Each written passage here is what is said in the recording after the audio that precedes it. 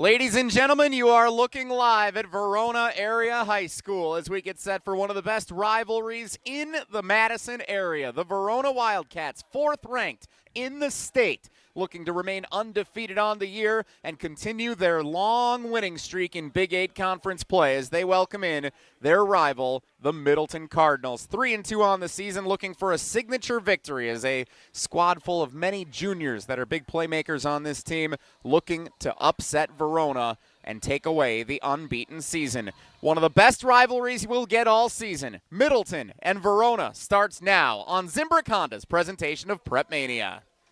Win or lose, we're going to walk out of this stadium tonight with our heads held high. That is amazing. Wow, what a game. Oh, my. Unbelievable. One more for the record books. Nothing's gonna stop us. At the buzzer, knocks it down. Pick is up. Yes. He made it. Yes. Reverse layup is good with 5 seconds left. Put 6 on my stat. First title in program history. Being an in-state kid, everything that I wanted in the school was right at home. Every coach has a toolbox, and every tool is from another coach. Camaraderie, be able to hang out with each other and be together. Takes it all the way for the touchdown.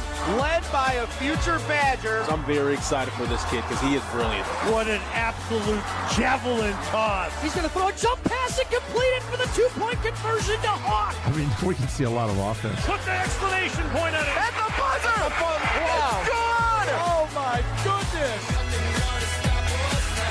Do your best. Thank you so much for all you guys do for high school sports. Guys, I got goosebumps. That's all anybody can ask for.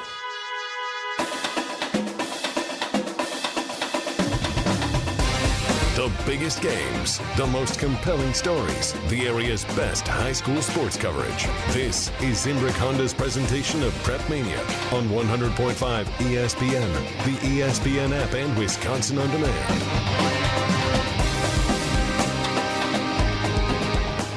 Zimbrick Honda's presentation of PrepMania on 100.5 ESPN, ESPN app, Wisconsin On Demand, and the ESPN Madison YouTube channel. We greet you from Verona Area High School. Good evening, everybody. My name's Jesse Nelson, joined by the Dean of Area High School Sports, Dennis Semrau. For over 50 years, Zimbrick Honda has provided the Madison area with quality Honda vehicles, and the trusted staff of Zimbrick Honda's used car dealership will save you time and reduce your car buying stress by finding the vehicle that matches your style. If you're in the market for a new or used Honda, visit Zimbrick Honda in Madison today or online at ZimbrickHonda.com. Dennis, it's become our new tradition. The best rivalry in the Madison area for sure since the pandemic, maybe even going back a few years before. The Middleton Cardinals, the Verona Wildcats, they meet in week 6 of the high school football season. Well, this one goes back to 2008 for me because that was the last year Verona was in the Badger. They moved to the Big 8 the fall of 2008. In the spring of 2008, Verona against Middleton in state softball. My daughter was on the Middleton team, and we lost 1-0. She has never forgiven me. She says, don't mention the word Verona in our household. So it's a family one there. But starting in 2009 when they came into the conference, it's been a pretty good battle between Tim Simon was the coach, and we had Dave Richardson for Verona. Then it was Jason Pertzborn. Now it's Simon and Poles, and Andrew Riley has taken it up. It's gotten a little bit better the last couple of years. For a while, it got nasty. We had a lot of personal foul penalties. There's a lot of trash talk. But now it's just leave it all on the field, guys. Just play hard and then walk away and what's up next week. So the fans have been out here bright and early getting set for this rivalry game here in week 6. Let's talk about what it means for each of these teams, Dennis. For the 4th-ranked Verona Wildcats, undefeated on the season, 5-0. They're playing at home here. They've got a long Big 8 winning streak coming into this game.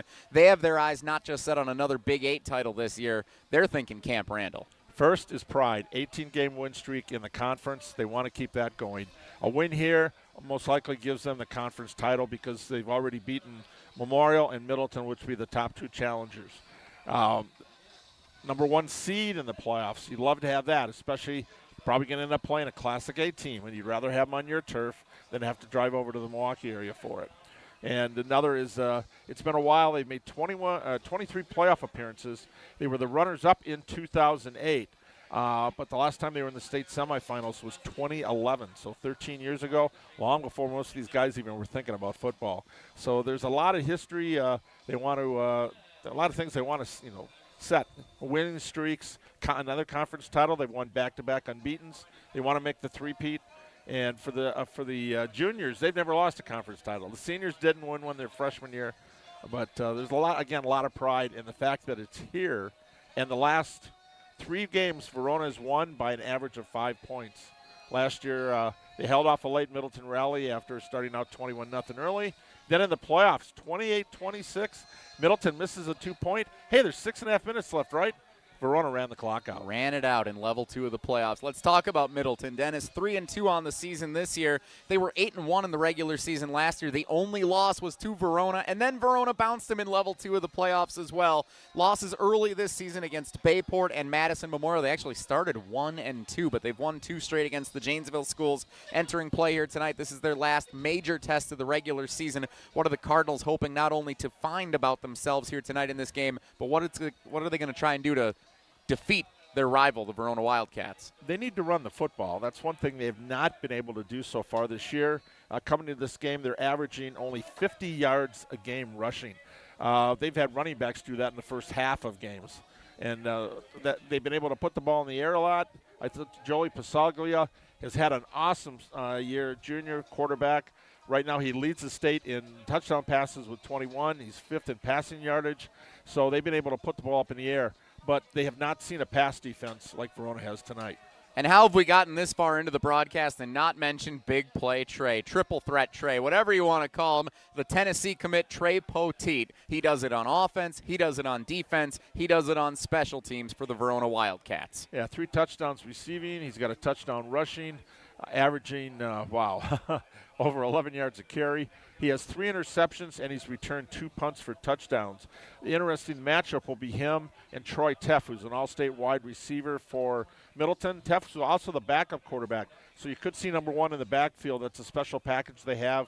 They unveiled that when they played Memorial, and they had some success. He completed 9 of 11 passes so far this year. But he's got 8 touchdown receptions. So it'd be interesting to see, does Poteet rotate to the side of field Teff is on, or do you realize, hey, they've got another great defensive back, Kamari Norris. He was our Pizza Hut player of the game when we were here for the Memorial game. He had a pick in the end zone. He broke up a pass in the end zone, which helped preserve a 10-0 shutout. So those 2 players right there, and then they've got 2 others, Mike Dawkins and Sawyer Martin. That is probably one of the best secondaries, not only in the area, maybe in the state. Can't wait to bring it to you. Coming up, kickoff coming at 7 o'clock. Verona and Middleton, week 6 of the high school football season. One of the best games in the state. For sure, the game of the night in the Madison area. We can't wait to have it for you here on Zimbrick Honda's presentation of PrepMania. Brought to you in part by the GRB Academy, baseball for the serious player. The GRB Academy is hosting its annual Top Prospect Camp Saturday, October 12th for pitchers, catchers, and position players. This annual event has attracted the top talent from across the Midwest for 13 years. This is your chance to showcase your skills in front of the top colleges in the country, and the camp is open to all players in the 2025 to 2028 graduating classes. Visit grbacademy.com to register now. We'll get to our Midwest Financial Group Coaches Profiles coming up next on Zimbrick Honda's presentation of PrepMania. Bucky wants a Honda with lots of headroom. Zimbrick, Fish Hatchery Road. Something with room for all your friends, right? These are the people who take good care of you. It's gotta be red, of course. Get to know Zimbrick, 'cause you deserve it. Zimbrick Honda. Hundreds of options. Zero hassle. Zimbrick, Fish Hatchery Road. Come see what the buzz is all about at Madison Axe, Madison's state-of-the-art entertainment spot. Enjoy 8 lanes of axe throwing, interactive games, plus digital target projection and scoring. For even more fun, check out their indoor backyard with 2,000 square feet of shuffleboard, cornhole, yard games, bar table games, and more. Perfect for date night, groups, corporate meetings, or private events. Madison Axe is your destination for all things fun. Throw it, nail it, celebrate. Go to MadisonAxe.com or head to their location on Stoughton Road today. No more waiting to see a general surgeon. Stoughton Health has you covered. We accept over 160 insurances, including Anthem Blue Cross, Blue Shield, Cigna, Dean Health Plan, Humana, and Quartz. Enjoy easy access at Stoughton Health, where most general surgery appointments are available within a week. When it comes to your procedure, trust board-certified general surgeon Dr. Aaron Schwab. At Stoughton Health, we are proud to provide you with exceptional, personalized service. Learn more at stoughtonhealth.com.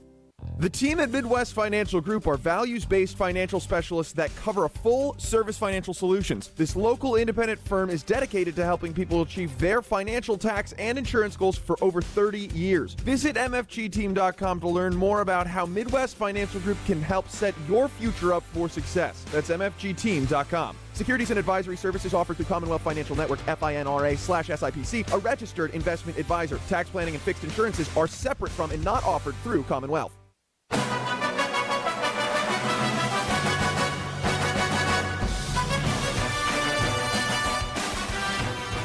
Zimbrick Honda's presentation of PrepMania on 100.5 ESPN and the ESPN Madison YouTube channel. Counting down to kickoff for the 4th-ranked Verona Wildcats hosting the Middleton Cardinals. Jesse Nelson along with the Dean Dennis Semrau. Time now to get a check of our Midwest Financial Group coaches profile. The lineup at Midwest Financial Group, coaches for your financial world, organizing all the players on your personal team for the best chance of success. Behind every great team is a great coach. Let Midwest Financial Group be yours for your financial planning needs. Head to mfgteam.com to get a start today on your financial future. That's mfgteam.com. Security and advisory services offered through Commonwealth Financial Group, FINRA SIPC, a registered investment advisor.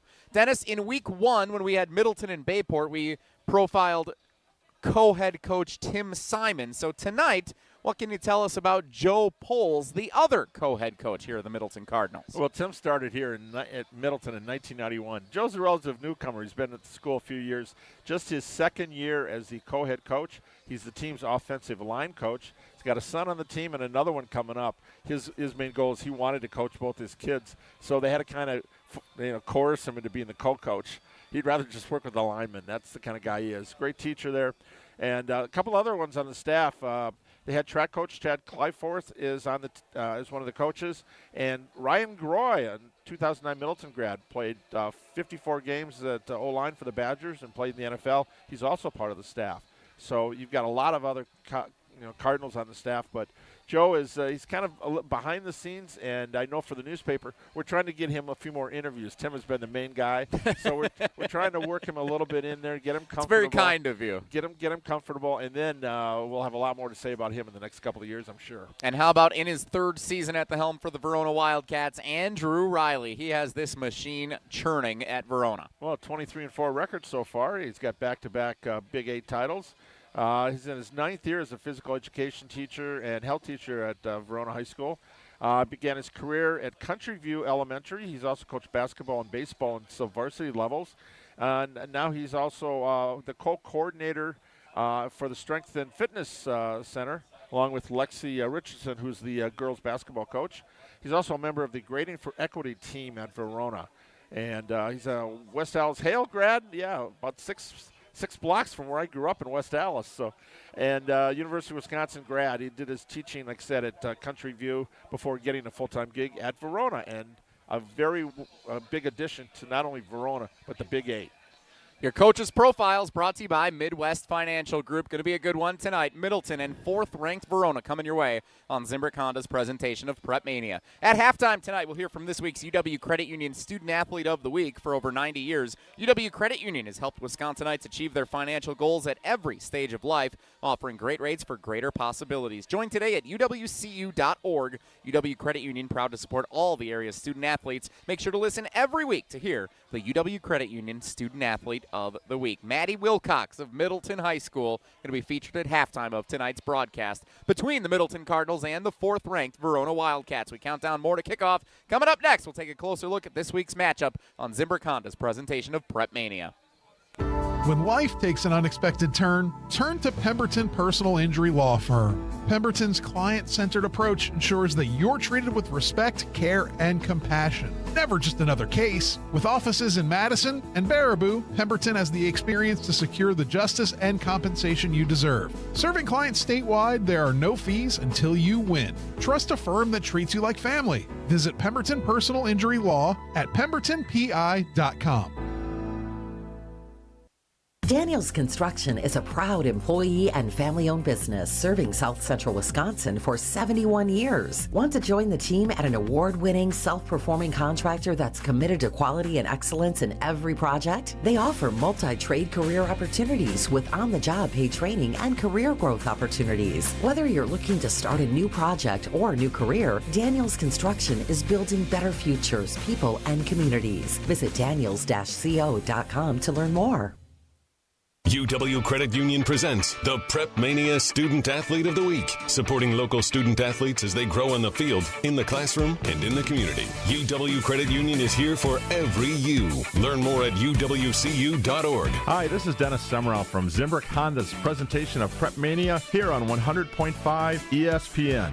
We're very excited to partner with UW Credit Union to help bring you even closer to the stories of great young student athletes. Each week, as part of this season of PrepMania, will feature the UW Credit Union Student Athlete of the Week. UW Credit Union is proud to support local student athletes as they grow on the field, in the classroom, and in the community. And just like the fantastic student athletes we'll be telling you about all season, UW Credit Union's online banking also goes above and beyond with top-rated service and security that exceeds industry standards. UW Credit Union is here for you, presenting the PrepMania Student Athlete of the Week. Learn more at uwcu.org.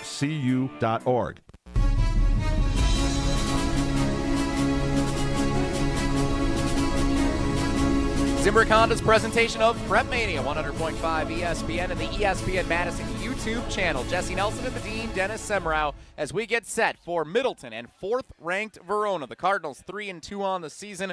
Verona unbeaten, a perfect 5-0 entering play here in Week 6 of the high school football season. Verona in the driver's seat to potentially win the Big 8 Conference. Yet again, Middleton trying to play spoiler and keep themselves in contention for a potential conference title here in 2024. Time now for our Zimbrick Honda Keys to Victory, presented, of course, by our great friends over at Zimbrick Honda. They've been a proud partner of the Madison community since 1973, and they're your one-stop shop for over 250 new Hondas to choose from. Whether you're looking for a sedan, an SUV, or a truck, their selection of new vehicles is second to none. Stop in today at their location on Fish Hatchery Road. We drove right past it on our way over here to Verona Area High School when I was coming from Sun Prairie. Check out the 2024 Honda Ridgeline with financing as low as 1.9% APR, or browse their vehicle selection online at ZimbrickHonda.com. That's ZimbrickHonda.com. Shop local. Shop Zimbrick Honda. Dennis, what does it take for the Middleton Cardinals to get the upset victory on the road here over their conference rivals, the fourth-ranked Verona Wildcats? Well, number one, minimize explosive plays, especially by Poteet. He should not have a kickoff or punt within 20 yards of him. Just don't give him a chance at that. Move the chains, so they've got to get the run game going, which is only averaging 50 yards a game, and limit turnovers and the penalties. Win that battle of no dumb penalties. You have drives that, hey, you're going great, and then you get a 5-yard late, false start, or you get a holding penalty. Keep those to a minimum. And meanwhile, for the Verona Wildcats at home, trying to get the win and improve to 6-0 on this season. What do they need to do? Well, here's a big number right now. Middleton 104, Verona 0. That is points in the first half. Middleton scored 104. Verona has yet to give up a point. So they want to dominate on defense again in the first half, especially in the run game. And then 2, capitalize on defensive turnovers. And then a balanced attack. So far, they've been averaging about 141 yards passing, 125 yards rushing. Some games they've passed more, others rushed more. But they'd like to have about a 50-50 tonight. Those are your Zimbrick Honda keys to victory for tonight's contest between the Middleton Cardinals and the fourth-ranked Verona Wildcats. We'll continue the countdown to kick off. Final thoughts before we get underway in Week 6 of the high school football season. Straight ahead on Zimbrick Honda's presentation of PrepMania. The GRB Rays have established themselves as one of the top baseball programs in the Midwest and the country. GRB Academy offers training programs for players of all ages and skill levels. Learn from some of the best baseball coaches in the area and find the program that fits your training goals and your schedule. Spots are filling up fast, so visit grbacademy.com to sign up now. That's grbacademy.com. GRB Academy, baseball for the serious player. When life takes an unexpected turn, turn to Pemberton Personal Injury Law Firm. Pemberton's client-centered approach ensures that you're treated with respect, care, and compassion. Never just another case. With offices in Madison and Baraboo, Pemberton has the experience to secure the justice and compensation you deserve. Serving clients statewide, there are no fees until you win. Trust a firm that treats you like family. Visit Pemberton Personal Injury Law at pembertonpi.com. The team at Midwest Financial Group are values-based financial specialists that cover a full-service financial solutions. This local independent firm is dedicated to helping people achieve their financial, tax, and insurance goals for over 30 years. Visit mfgteam.com to learn more about how Midwest Financial Group can help set your future up for success. That's mfgteam.com. Securities and advisory services offered through Commonwealth Financial Network, FINRA/SIPC, a registered investment advisor. Tax planning and fixed insurances are separate from and not offered through Commonwealth. No more waiting to see a general surgeon. Stoughton Health has you covered. We accept over 160 insurances, including Anthem Blue Cross, Blue Shield, Cigna, Dean Health Plan, Humana, and Quartz. Enjoy easy access at Stoughton Health, where most general surgery appointments are available within a week. When it comes to your procedure, trust board-certified general surgeon Dr. Aaron Schwab. At Stoughton Health, we are proud to provide you with exceptional, personalized service. Learn more at stoughtonhealth.com.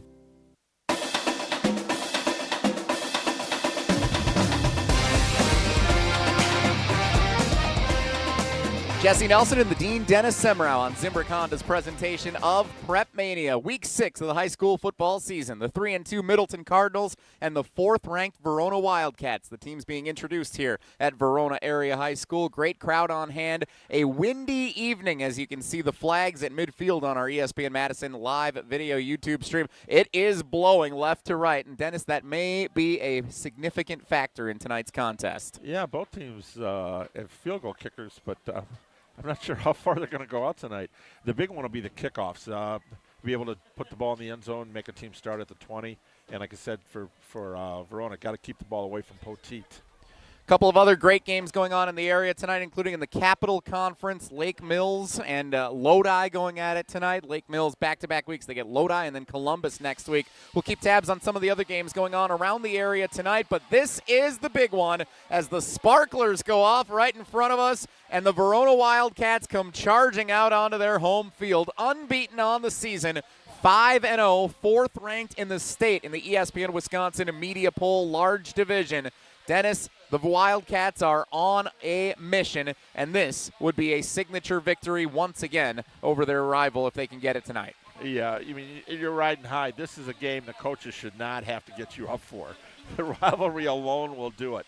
But the fact they've got so much in front of them, you do not want to have to stumble. You want to come out on your turf, with a punch to the mouth right away.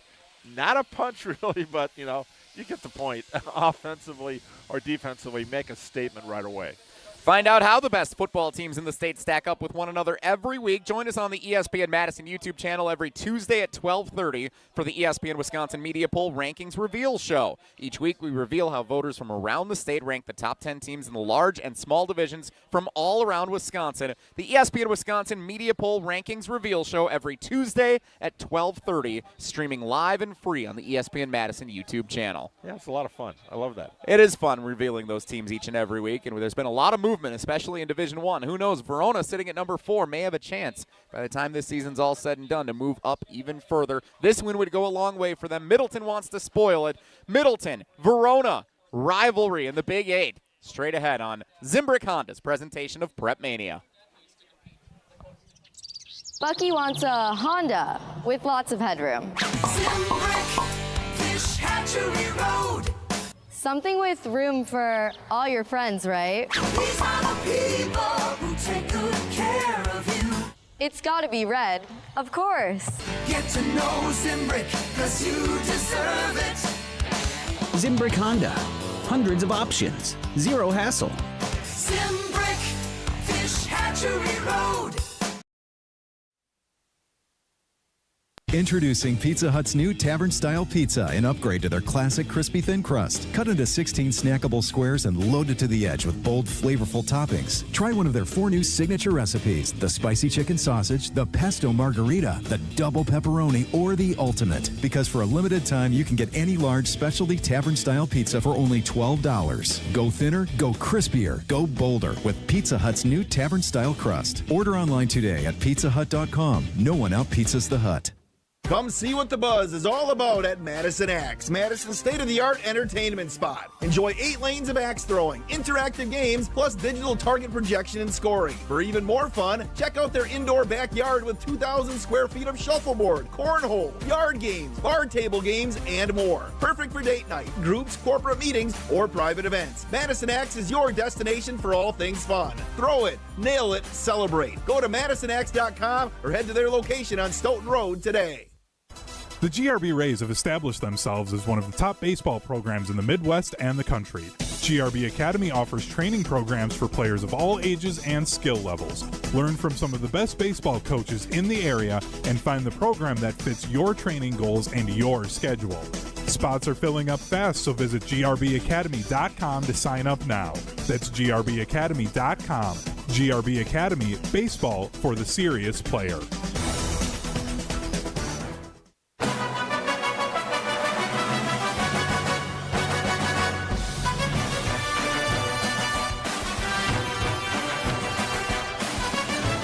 There are certain games you circle at the start of the season when the schedule is unveiled, and this is one of them.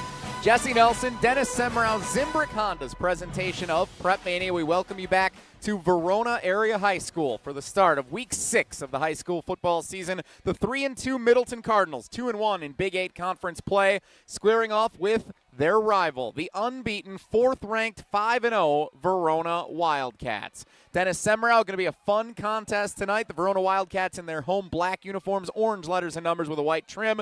The Middleton Cardinals in their road white uniforms, maroon letters and numbers. The black helmets with the Middleton Cardinal decal on either side. When we look at the schedule, we talk rivalries in the Madison area. This right now is at the top of the list. Yes, it is. 2 perennial power teams. Middleton was the last conference champ before Verona's back-to-back. And with Sun Prairie now being in the Badger Large, since they split the 2 schools, these are the 2 predominant programs. But Verona's the top dog the last 2 years. And as you say, if you're the underdog, don't let them hang around long enough. He bites you in the butt, and you might get upset. So that's what Middleton's hoping for tonight. A great night of fall high school football as the sun sets on Verona Area High School. 68 degrees, wind gusts up to 18 miles an hour. Feels like football and a great spot to catch this rivalry game. Verona kicking left to right as we see it. The ball is in the air, and we are underway in Week 6 of the high school football season on Zimbrick Honda's presentation of PrepMania. Harrison Armstrong on the return from Middleton, out to the 20-yard line where he is brought down, and that's where the Cardinals will begin their first offensive series of the night, and they are led by the number 1 quarterback in the state, Dennis, in passing touchdowns, Joey Pasaglia. Yes, he's also rushed for 3 touchdowns, by the way, too, but he's completed 62% of his passes, 1,251 yards. But they need a run game, otherwise the secondary for Verona could have a field day tonight. First game of the year, you and I had Middleton and Bayport. We got a up-front view of Pasaglia's first start. He looked very impressive and has not slowed down since. He hands it off on first down, running left, and the Wildcat defense so good, especially in the first half this season. It was waiting for the running back. A loss of 2 yards back to the 18-yard line. 2nd down and 12 upcoming for the Middleton Cardinals, first series of the game. Number 26, Elijah Jackson, leading carry. He's only rushed for 128 yards and 1 touchdown this year, but he's the number 1 back. And once again, for fans who caught our first broadcast of the year, may be wondering where running back Isaiah Oliver is. He is no longer with the program, having moved out of the state. 2nd down and 12. Here's the snap. Pasaglia to throw out of the backfield, cutting upfield to the 20, breaking a tackle to the 23-yard line. Gain of about 5 yards for Jackson, the running back. 2 plays, both to Jackson, 1 on the ground, 1 throwing out of the backfield. 3rd down and about 8 yards to go for Middleton. Yeah, it was Jackson Guerrero on that one, number 20. He's actually picked up the slack since Oliver moved on to Iowa after game 2. He's a 3-sport athlete, starts in baseball. He's also going to probably take over for Oliver on the basketball court this winter as well. Just over a minute in, officially 3rd down and 7 for the Cardinals. Ball on the left hash, 2 receivers to the near side left, 2 to the right, now man in motion right to left. Here's the snap, Passaglia looking left, now right, steps up in the pocket, scrambles away as the pressure comes. Passaglia rolling right, goes downfield, has a man, first down at the 33-yard line as it's caught in traffic. A nice catch for Middleton. That was Jackson getting free downfield when he needed help. Passaglia found him. Middleton picks up a first down. Nice play for the Cardinals. Yeah, first 2 passes to the running backs out of the backfield. And the Verona defense, which again has been so good in the first half all season long, gives up a first down there. They couldn't get to Passaglia to disrupt the play. 1st and 10 at the 33, ball near the right hash, 1 receiver to the near side right, bunch formation on the left side of the line. Man in motion left to right. Here's the snap, Passaglia to throw. Steps up, now pressure coming, throws right side, out of bounds, incomplete. Broken play, said let's try that again on 2nd and 10. He was looking for Teff there on the right side, and Poteet was on him man-to-man. That was best throw that one away, otherwise that would have been a pick 6. And you were wondering, Dennis, if Teff and Poteet would be the 2 lined up against one another when Middleton has the football. So far, that appears to be the case. Yeah, we'll see if he switches sides. We got Kamari on the other side. No. Yamin Brown is on the split on the other side on defense. 2nd down and 10 for the Middleton Cardinals. 10:01 to play first quarter, no score. Passaglia, shotgun formation, takes the snap, pressure coming, has to throw quickly. Out of the backfield, Jackson, nowhere to go, lost a yard. Great tackle on the far right side of the field. The Verona defense disrupting that play, and it's 3rd and long for Middleton. Yeah, that time I think it was, what was it for Verona? 0, I think. That was Hayes. I think that was on the on Teff on the right side, the left side rather. So there might be flipping guys back and forth on him, but number 1 for Middleton, he's the primary guy. Braylon Hayes, the senior linebacker, a letter winner, 6'5", 220 pounds. For the Verona Wildcats, making the stop. 3rd and 11 for Middleton, 9:23 to go in the first quarter. Passaglia again avoids pressure, hit as he throws, and it falls incomplete. The Verona fans enjoying how their defense is getting after one of the state's leading passers. It's 4th and 11, and the Cardinals are forced to punt.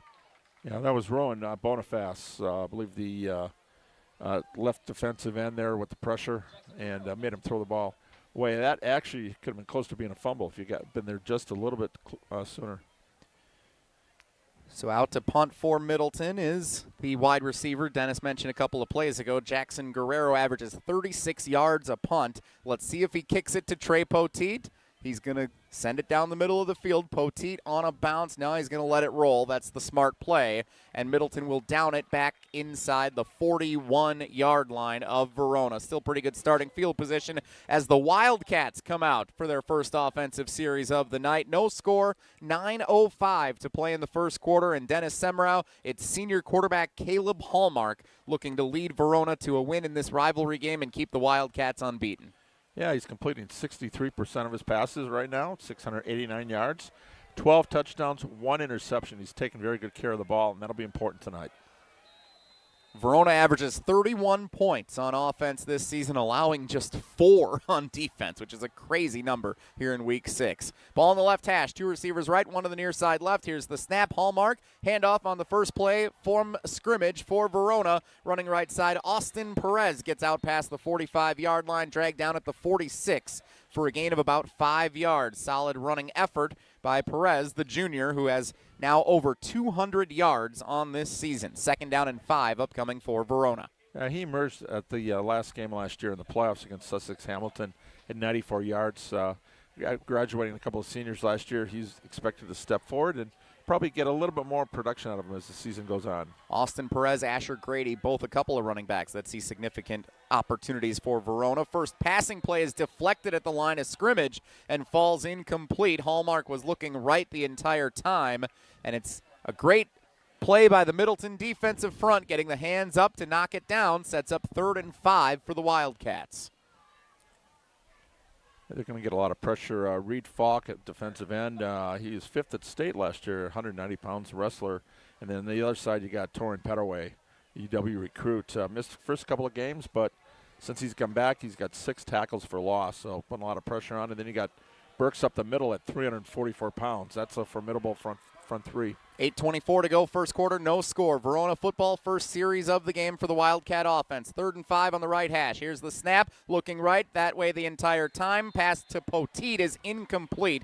Too far out in front from Hallmark, and 3 and out go the Verona Wildcats on their first offensive series. That is a win for the Middleton defense. That was a tough pass to try to get off because Petaway had the pressure.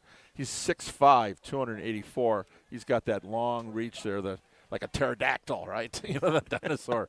And you got to kind of throw over that, and this time it was incomplete. Do you have a good pterodactyl sound, Dennis? Got a sound? Okay. Dinosaur. Sounded kind of tiger to me, but that's all right. A mixture of tiger, dinosaur.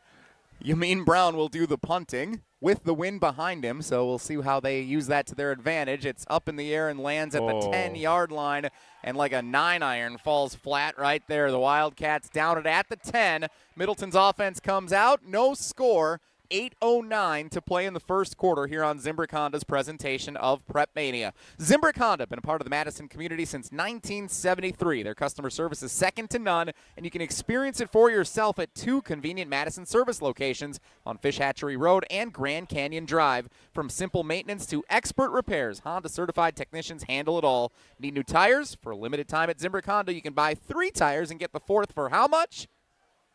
$1, Dennis. You're going to get that by the end of the night. Shop local. Shop Zimbrick Honda. Middleton football, 1st and 10 at their own 10-yard line. Ball on the left hash. Pasaglia takes the snap. Handoff running right side. Now turning upfield near the 15-yard line. Gain of 5 as the Wildcat defense drags down the ball carrier from behind. That was number 26, Elijah Jackson once again. Jackson, the leading rusher for the Middleton Cardinals this season with, again, the departure of their lead tailback after the first 2 weeks of the season. Trips formation now with 3 receivers set to the left, 1 to the right. Ball spotted in the middle of the field at the 15-yard line. 2nd and 5 for Middleton. Pasaglia, shotgun formation, takes the snap, bubble screen left side, and it's dropped by Jackson Guerrero, the junior wide receiver. Nearing 300 yards in total on the season. Guerrero, the second leading receiver for Middleton, but he couldn't haul that one in with the Verona defense closing in on him. He looked up first to see where the defenders were. You got to look the ball into your hands, and that was a case right there where, oops, he's a pretty good fielder in baseball, so that was a catchable pass. I was going to say, a lot of baseball equivalents there. 3rd and 5.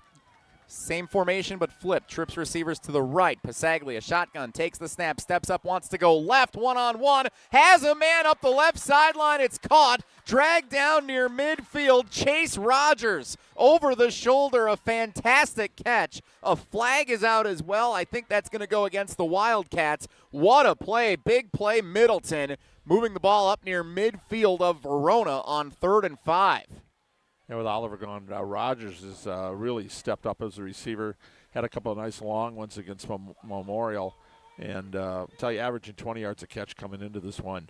Also very good baseball players. Honorable mention, all-conference outfielder in the Big 8. Pass interference declined. It was a declined pass interference penalty. Yes, you may have heard that over the loudspeaker like we just did behind us as well. So Middleton gets it all the way up, and they will spot it at midfield.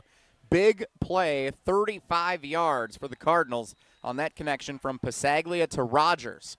7:15 and counting to play in the first quarter. No score. Middleton and Verona. Cardinal football at midfield. Here's the snap left side. Another drop for Teff on a bubble screen. It's incomplete. Forward pass. The Verona defense thought it may have been close, but it's incomplete. 2nd and 10 upcoming for the Middleton Cardinals. Well, the first one didn't hurt him. We'll see if this one does. You got to catch. Those are catchable passes right there. So why do you think that's happening, Dennis, on a couple, 2 out of 3 plays in a row there? Again, the good pressure by Verona, and these defensive backs are really good. They're hard hitting. I'm sure they've seen on film how fast they close on it, so they want to kind of know where they are and make their move. Trying to make a move before you get the ball. That's going to hurt you every time. Defensive adjustment up front for Verona. Now man in motion left to right for Middleton. 3 receivers right, 1 to the near side left. Pasaglia in a shotgun formation. Drop the football. Has to fall on it. Did he get there? I thought he did, but Verona's saying they have it. There's a pile. Let's wait for the official call. It's Verona football. A fumble lost to the Wildcats. And Verona's second offensive series will begin in Middleton territory at the 45-yard line. Passaglia lost control of the snap in the shotgun formation. I thought he was able to fall on it, but the Verona front was able to get there first. Looked like Eli Dart, number 93, was the one getting pummeled coming out, so I believe he got the recovery. And now quickly out onto the field, the Verona offense comes, saying they want to get the ball and they want to take advantage of the momentum with 6:56 to play in the first quarter. No score, Verona and Middleton on Zimbrick Honda's PrepMania. Wildcat offense back out on the field, starting in Middleton territory, 45 yards to go to the goal line. Caleb Hallmark, the senior quarterback, in a pistol formation. Perez, the lone tailback behind him, takes the snap. Perez gets it, running right side. Runs into contact at the 42-yard line, gain of about 3, and Perez trying to run a quick offense here, runs back to the official to hand him the football, and the Wildcats are ready to go again. Look at this, 2nd and 7. They're wasting no time at the 41. Pistol formation. Now Hallmark looks for the signal from the line of or from the sideline, I should say. Here's the snap. Perez again, right side. Lowers the shoulder into contact. Down inside the 40 to the 38, maybe the 37, depending on the spot. 3rd down and about 2 yards to go for Verona. Yeah, they're trying to pound the ball. They want to establish that run game right away here and get Middleton on its heels after that turnover. Officially spotted at the 38. It's 3rd down and 3 for Verona. Got to be thinking 4-down territory here, especially with the wind behind you, right? Yeah. Ball in the right hash, one receiver to the far side left, one to the near side right. Perez, the lone tailback, standing behind quarterback Hallmark. Past the midway point of the first quarter, no score in this Big 8 rivalry. Perez gets the carry left side. Contact at the first down line to gain, but he lunges forward just enough to get the ball past the 35. Call it the 34 and a 1st down. Verona moving the chains. 3 straight carries for Austin Perez, the junior running back. Good move, cut on a dime, and then lower the shoulders and just fall forward, get that extra yards, and he did just that. Needed 3, got 4. Ball spotted in the middle of the field. The Wildcats undefeated on the season, 4th ranked in the state, 5-0, including a 3-0 record in Big 8 conference play. They have won 18 consecutive conference games.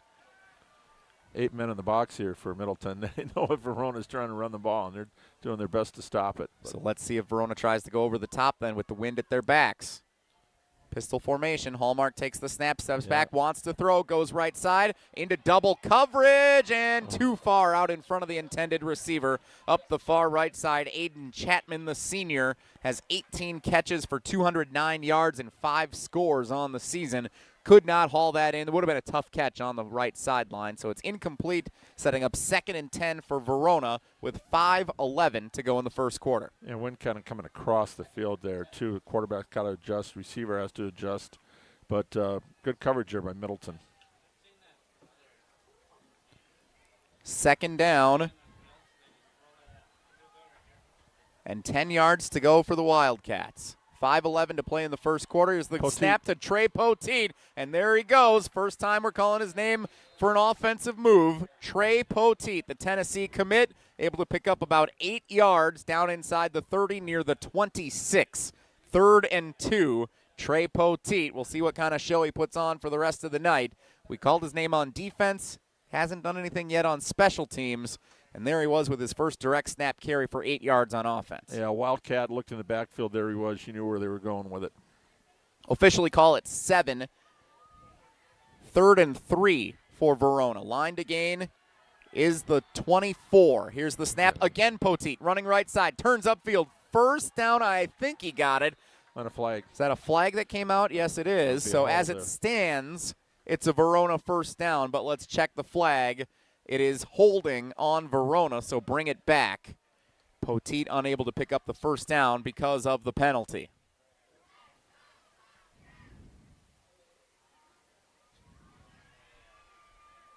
Yep, mark it from the line of scrimmage, so it'll be a 3rd and 13 here. Should be the 37. In the playoff game we had here in Level 2 last year, Dennis, we did see Poteet impacting the game offensively. Would you expect a similar game plan for Verona tonight? Yeah, I mean, coming in, he's averaging 11.3 yards a carry at 18 carries over 5 games, so 3 or 4. He's had a couple of games that he hasn't done much offensively because they haven't needed him to. You know, we had a couple of blowouts there. Last week, LaFollette was one of them.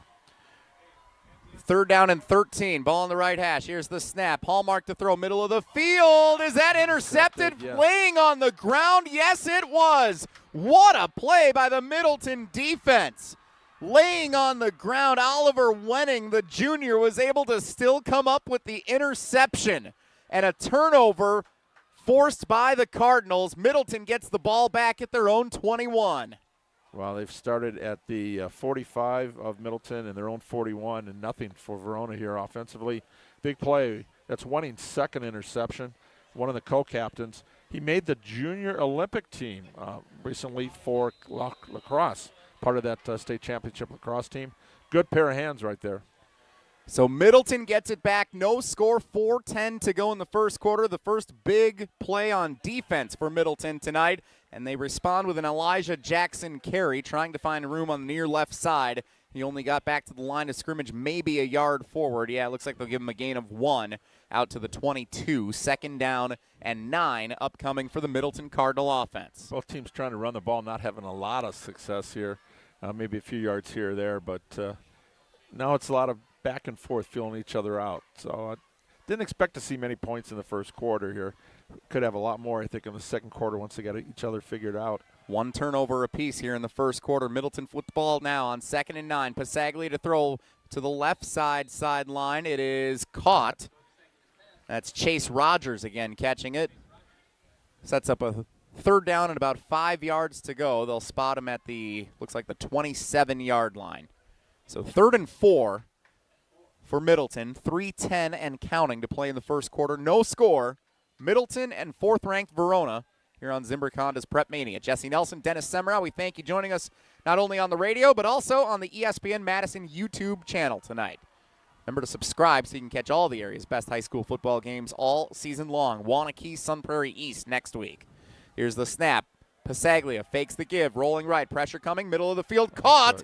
1st down Middleton. Jackson Guerrero had to reverse course, but he was able to make the adjustment and get the pass for a 1st down Middleton out past the 35-yard line. That was a great catch. Went up both hands, looked that one in, and he's actually an all-conference infielder, so he's had his share of ground balls and pop-ups and everything else. That time, that was beautiful. Really climbed the ladder for it. 2 minutes and 30 seconds to go in the first quarter. Middleton football, no score, but the Cardinals on the move now out past the 35-yard line following the turnover. 3 receivers left with a man in motion from right to left. Single receiver to the right. Here's the snap. Pasaglia looks left. Now out of the backfield. Jackson has it. Jackson gets by one defender, tripped at the shoelaces, and he falls out of bounds near the 45-yard line. Solid gain on 1st down. Sets up 2nd down and a medium distance for Middleton with 2:14 to play in the first quarter. Already his 3rd catch. Not being able to run the ball, but they're using their back there in the short passing game, and it's been successful so far. Middleton's keys to victory presented by Zimbrick Honda. You said minimize explosive plays for Verona. They've been able to do that, move the chains, and get the run game going was one of the things identified by the co-head coaches Joe Poles and Tim Simon. There's the run game. Jackson picks up about 2 yards out to the 45, sets up 3rd and 2 for Middleton. I like what the Cardinals are doing so far here early in this game, Dennis. If they want to get this win, they need to control the line of scrimmage, keep the momentum in their favor, keep Verona nervous, and it seems like they're doing just that early on. Yeah, it was a big defensive play, though. Now we'll see if they can capitalize on it. Ball on the right hash, 1 receiver to the near side right, 3 to the left.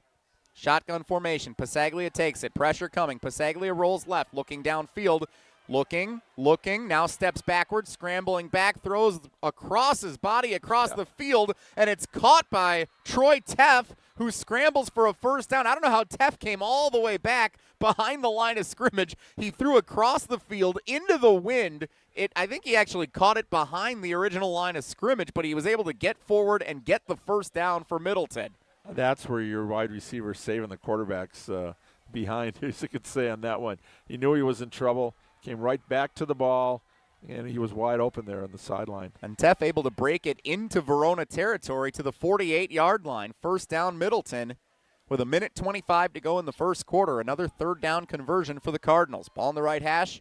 3 receivers to the far side left, 1 to the near side right. Jackson the lone tailback, standing behind Pasaglia, who makes an adjustment. Directing traffic to all of his offensive teammates, now takes the snap. Pasaglia, bubble screen left side, has his man Drew Cooney, the tight end. Cooney trying to jump over a defender out past the 45-yard line down to the 44. A flag comes out near the area of where the screen was set up, so that would lead me to think it's holding, but we'll find out officially here. Yeah, Cooney came in with 7 catches, 3 of them for touchdowns. Also their field goal and extra point kicker. And it does go against Middleton, so that'll back him up. Block in the back is going to be the call there. So it wasn't a hold, so I guess I put a quarter in the jar for being incorrect, but it is a block in the back. So that'll move Middleton back with 1:18 to go in the first quarter. Week 6 of the high school football season. It's a good one. Jesse Nelson, Dennis Semrau. Zimbrick Honda's presentation of PrepMania. No score. The Middleton Cardinals, 3-2 on the season. They wish that would have been a hold. Yes, that that's actually 10. a worse result for Middleton. 15 first and 25 now. And the 4th-ranked Verona Wildcats, the home team tonight, unbeaten 5-0. So far this year, they've won 18 straight conference games. Pasaglia takes the snap, now wants to run himself up the middle of the field, sliding forward, and contact on the slide, and flags fly. Smart play by Pasaglia going in, and defender couldn't stop. You got to control yourself in that situation. Pasaglia in trouble. You have a feeling he's going to slide. It's always a tough spot for a defender to be in, but Pasaglia got the job done. He took a hit, but he's going to help get that penalty yardage right back. Yeah, picked up 10, looks like 10 yards on the play. It's a very smart play, savvy by the junior quarterback, Joey Pasaglia. And he adds to his rushing stats for the year. He's got 46 rushes for 14 yards. That'll help the average a little bit getting forward. 1:04 to go in the first quarter. The ball moves all the way up to the 38-yard line of Verona. They needed 25, and they got 25. 10 on the rush, 15 on the penalty. Hey, it works for me. 1st and 10. Left to right in motion goes Guerrero. Pasaglia takes the snap, setting up a screen left side with blockers out in front. Here's Jackson. Gets outside the numbers, spinning forward before being dragged out of bounds up the left sideline near the 30-yard line, and the first down line to gain. Looks like a gain of about 8 yards for Elijah Jackson, the running back. They'll give him 9 at the 29-yard line, so 2nd and 1. Middleton quickly to the line of scrimmage with 49 seconds to go in the quarter, no score. 8-play drives so far, moving right down from their 21 to the 30 here. Verona not giving up a point in the first half all year long. Middleton looking to challenge that. 3 receivers in a bunch formation on the left side, 1 to the far side right. Here's the snap. Quick throw left side. Teff has it. He's the playmaker, and it has a first down before going out of bounds shy of the 25-yard line. Easy pitch and catch for a first down. Pasaglia and Teff. Let's talk about Troy Teff for a minute, Dennis Semrau, because he is an impressive player. All Big 8 second team last season, and he's going to go play lacrosse at Marquette University. Yeah, outstanding player in that state championship lacrosse team last year. Middleton had won the first one ever when it was the Lacrosse Association last year, the WIA. They wanted it. Now they want a football title. How about that? The same calendar year. 1st and 10, Middleton at the 27. Here's the snap. Pasaglia, handoff, running left side. Jackson to the 25. Still turning the legs forward to the 24. Gain of 3. Sets up 2nd and 7 for Middleton, and we'll see if they get another playoff here before the end of the first quarter. 28 seconds, and I'm guessing they're going to snap it again. Looks like they're in no hurry, so maybe I'm mistaken. I don't know. The coaches are next to me. Can I ask them? Great drive. 10 plays, 55 yards, just over 4 minutes, keeping Verona's offense off the field. Yeah, looks like they're going to let the quarter run out. So, no score after 12 minutes in this good old-fashioned Big 8 conference rivalry. 4th-ranked Verona, unbeaten on the season. Middleton looking for a signature victory in 2024 on the road. 0-0 as we flip the sides of the field. Back in 60 seconds on Zimbrick Honda's presentation of PrepMania. Bucky wants a Honda with lots of headroom. Zimbrick Fish Hatchery Road. Something with room for all your friends, right? These are the people who take good care of you. It's gotta be red, of course. Get to know Zimbrick, 'cause you deserve it. Zimbrick Honda. Hundreds of options. Zero hassle. Zimbrick Fish Hatchery Road. Introducing Pizza Hut's new tavern-style pizza, an upgrade to their classic crispy thin crust. Cut into 16 snackable squares and loaded to the edge with bold, flavorful toppings. Try one of their 4 new signature recipes: the spicy chicken sausage, the pesto margarita, the double pepperoni, or the ultimate. Because for a limited time, you can get any large specialty tavern-style pizza for only $12. Go thinner, go crispier, go bolder with Pizza Hut's new tavern-style crust. Order online today at pizzahut.com. No one out-pizzas the Hut.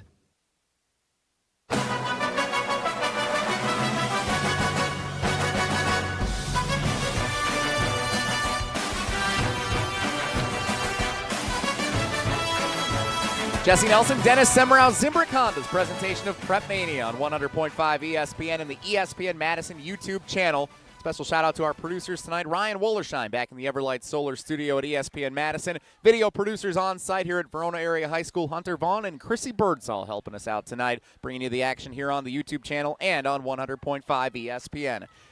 Start of the second quarter, no score. Middleton football driving in Verona territory. 2nd down and 7 at the 24. Joey Pasaglia takes the snap, fakes the handoff, out of the backfield. Jackson up the left sideline, inside the 10, dives near the pylon. They're going to say he stepped out of bounds at the 5, but a great play for Middleton to start the second quarter. A pickup of 22 yards down to the 5-yard line. Middleton facing 1st and goal, our first red zone trip for either team tonight. Yeah, tiptoe down the sideline. That was a great call.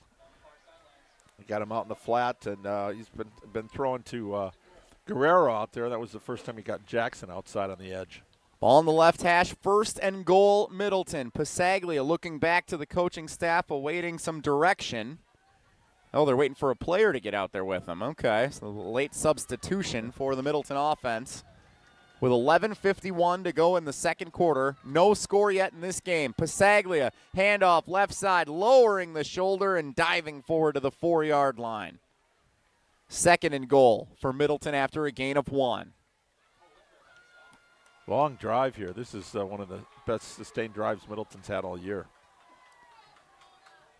Cardinals looking to score first in this Big 8 conference rivalry. 4th-ranked Verona, unbeaten on the season. Middleton 3-2 with a conference loss to Madison Memorial back in week 3. They also fell to Bayport in the season opener. If Middleton were to get the victory tonight, then you'd have a situation where Memorial, Verona, and Middleton are all 1-1 against one another. Shotgun formation, Pasaglia, and the official stops it for a timeout, Middleton, before the ball was snapped. 30-second timeout. We'll take it with them here on Zimbrick Honda's presentation of PrepMania. Hi, Drew and Jonathan Scott here, reminding you that American Family Insurance agents can help build a customized renter's policy so you can protect stuff like this, or this, or even this. Well, case in point. Life's better when you're under American Family's roof. Insure carefully, dream fearlessly. Get a quote and find an agent at amfam.com. Products not available in every state. American Family Mutual Insurance Company SI and its operating company, 6000 American Parkway, Madison, Wisconsin.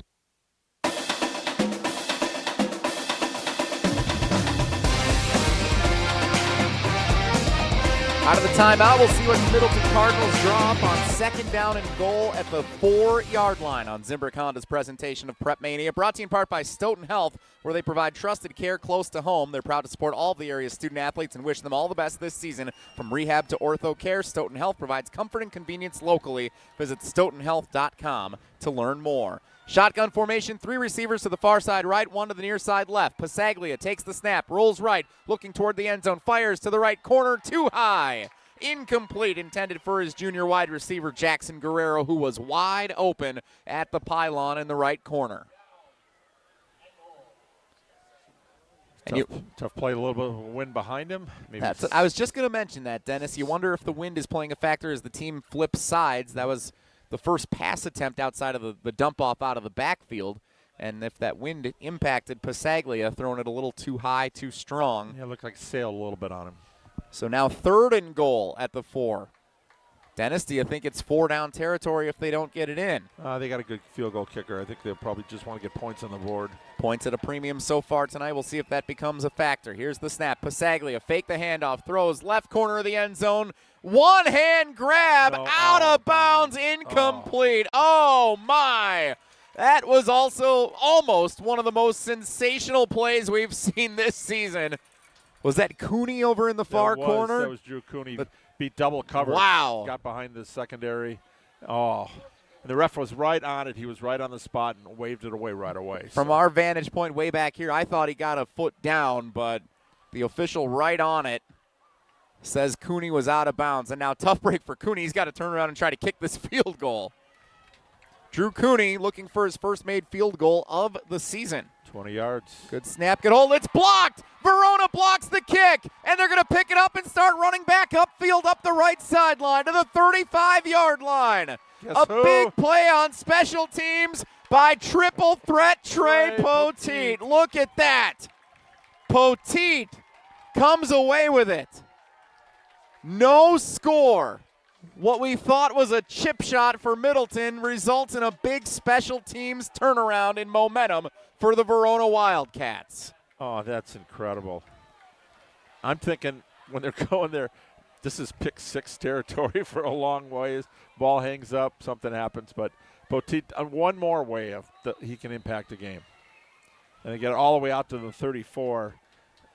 Great field position again where they start.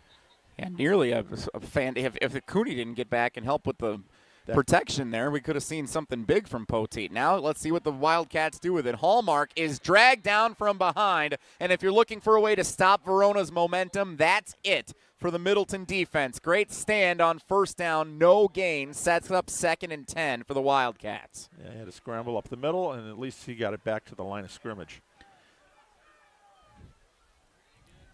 10:15 to play in the second quarter. No score. Middleton and 4th-ranked Verona. Momentum shifts galore early on here in this contest under the lights at Verona Area High School. Ball on the right hash.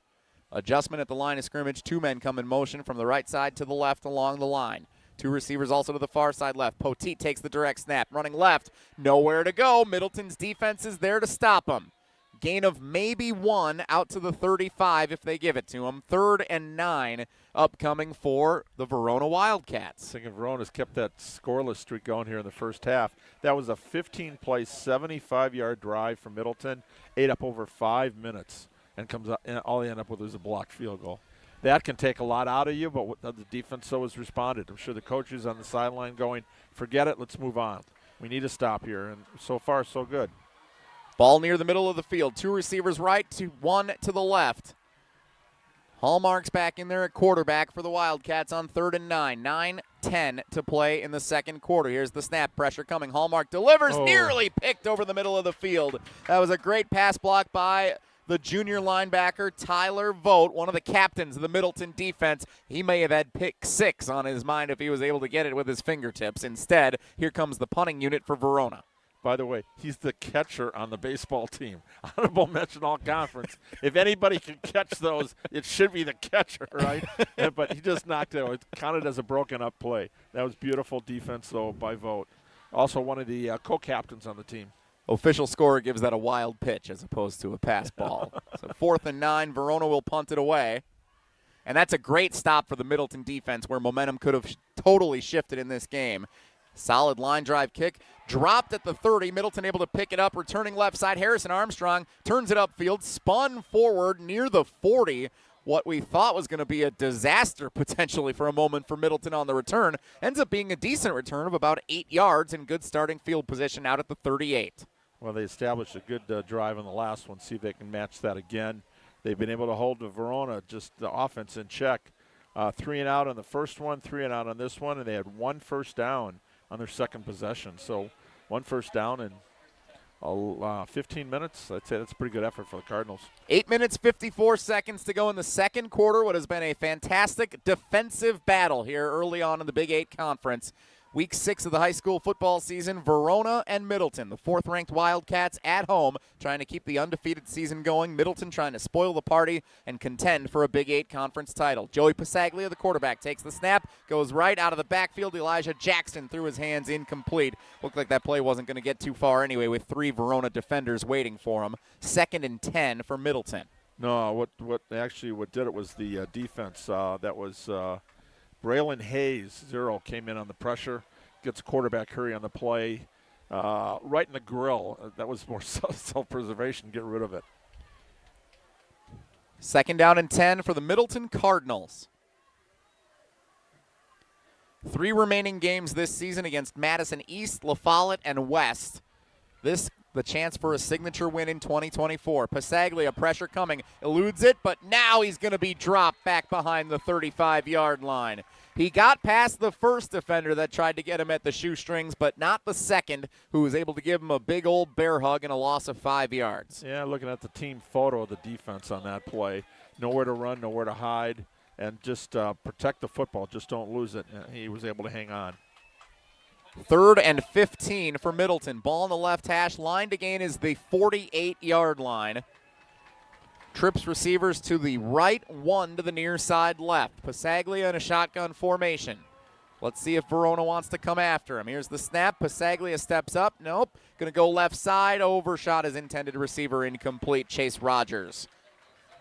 Rogers there. The coverage was 23. Sawyer Martin on the play. I'll tell you, both defenses came to play tonight. We've had some good hard hitting, some outstanding plays, and then the block. Yeah, first time I've seen that in a few games. You know, a lot of times, Dennis, when we talk to coaches and they give us our Zimbrick Honda keys to victory, they mention, big play on special teams could be the difference. Don't turn the ball over. In a game like this, particularly tonight, that seems to be extra critical. Turnovers and special teams. There's 3 aspects: offense, defense, and specials. You better work on it. Punt is away cleanly with the wind behind him. This could take a good Middleton bounce near the 25-yard line. It stays just out in front at the 26 where it comes to a halt. And with 7 minutes and 50 seconds to go in the second quarter, Verona's offense comes back out onto the field. Feels like a good old Big Ten West game here tonight. Sure does. I'll tell you, the 41 yards on the punt there, that's what Middleton needed to flip the field. Now make Verona have to go a long way for a touchdown. And they'll be kicking into the wind, so chance of a field goal down to this will be kind of tough. Verona's offense back out on the field. Wildcats averaging 31 points a game. Middleton averaging 35 a game this season. Neither team has scored as we approach the midway point of the second quarter of this Big 8 rivalry. Quarterback Caleb Hallmark takes the snap, handoff running right side. Austin Perez breaks upfield, gets past the second wave, and he's able to lunge forward just shy of the 35-yard line. Nice carry for Perez. We'll give him 8 yards unofficially. Yeah, it looks like they'll spot him a yard shorter than I thought. The 33 gives us 2nd and 7, and a flag is down. Hold everything. Holding on Verona is going to bring this back. I didn't see the flag at first up front on the far end of the field. So never mind. Wipe it off the books for Perez. And that'll back Verona up further into their own territory. Yeah, he's running on the right side there. You got Jack Rathfelder, 4th in the Big 8, wrestling 190 pounds at right guard. And in the tackle, Dylan Hildebrand just got an offer from Western Michigan. He's gotten a couple of preferred offers as well for next year. 275-pound tackle, but somebody got a little grabby with the hands. Back to the 16-yard line, 1st and 20 for Verona. Ball in the right hash. 2 receivers left, 2 to the near side right. Hallmark, the quarterback, in a shotgun formation. Now moves Potita, I think that is, out of the backfield. They'll throw it to him. Poteet shakes one defender, trying to cut upfield, but brought down from behind. Just not able to break loose, and he actually goes for no gain. They'll keep him at the 16-yard line. 2nd and 20 upcoming. And again, limiting Trey Poteet has been a focus for Middleton tonight, and they've done so effectively besides, 1 rush for 8 yards? Right, that was a tough tackle there by Vogt, 45. He's trying to strip the ball there. Poteet did a good job hanging on. Now ball on the left hash, 6:50 to play in the second quarter. No score. Verona football, 2nd and 20. Line to gain is the 36-yard line. 1 receiver to the far side right, 1 to the near side left. Here's the snap, handoff, Perez running left side, straight forward like a dart. and he is brought down after a gain of about 5 yards out to the 24. So they get a little bit of it back, but still third and very long for Verona. Yeah, nice block there by the center. Peyton DiMaggio clearing some space there for Perez to get up the middle. They give him the 23, gain of 7. So 3rd and 13 for the Verona Wildcats. Verona has not had a big offensive play yet tonight. Is this where they draw one up? 2 receivers near side left, 2 to the far side right. Perez, the lone tailback, to the left side of Caleb Hallmark, the senior quarterback. Here's the snap. Hallmark looks left the entire way, turning back for it, Poteet, but he wasn't there. The ball sails out of bounds, incomplete. 4th and 13, another solid stop for the Middleton defense, and out comes the punting unit for Verona.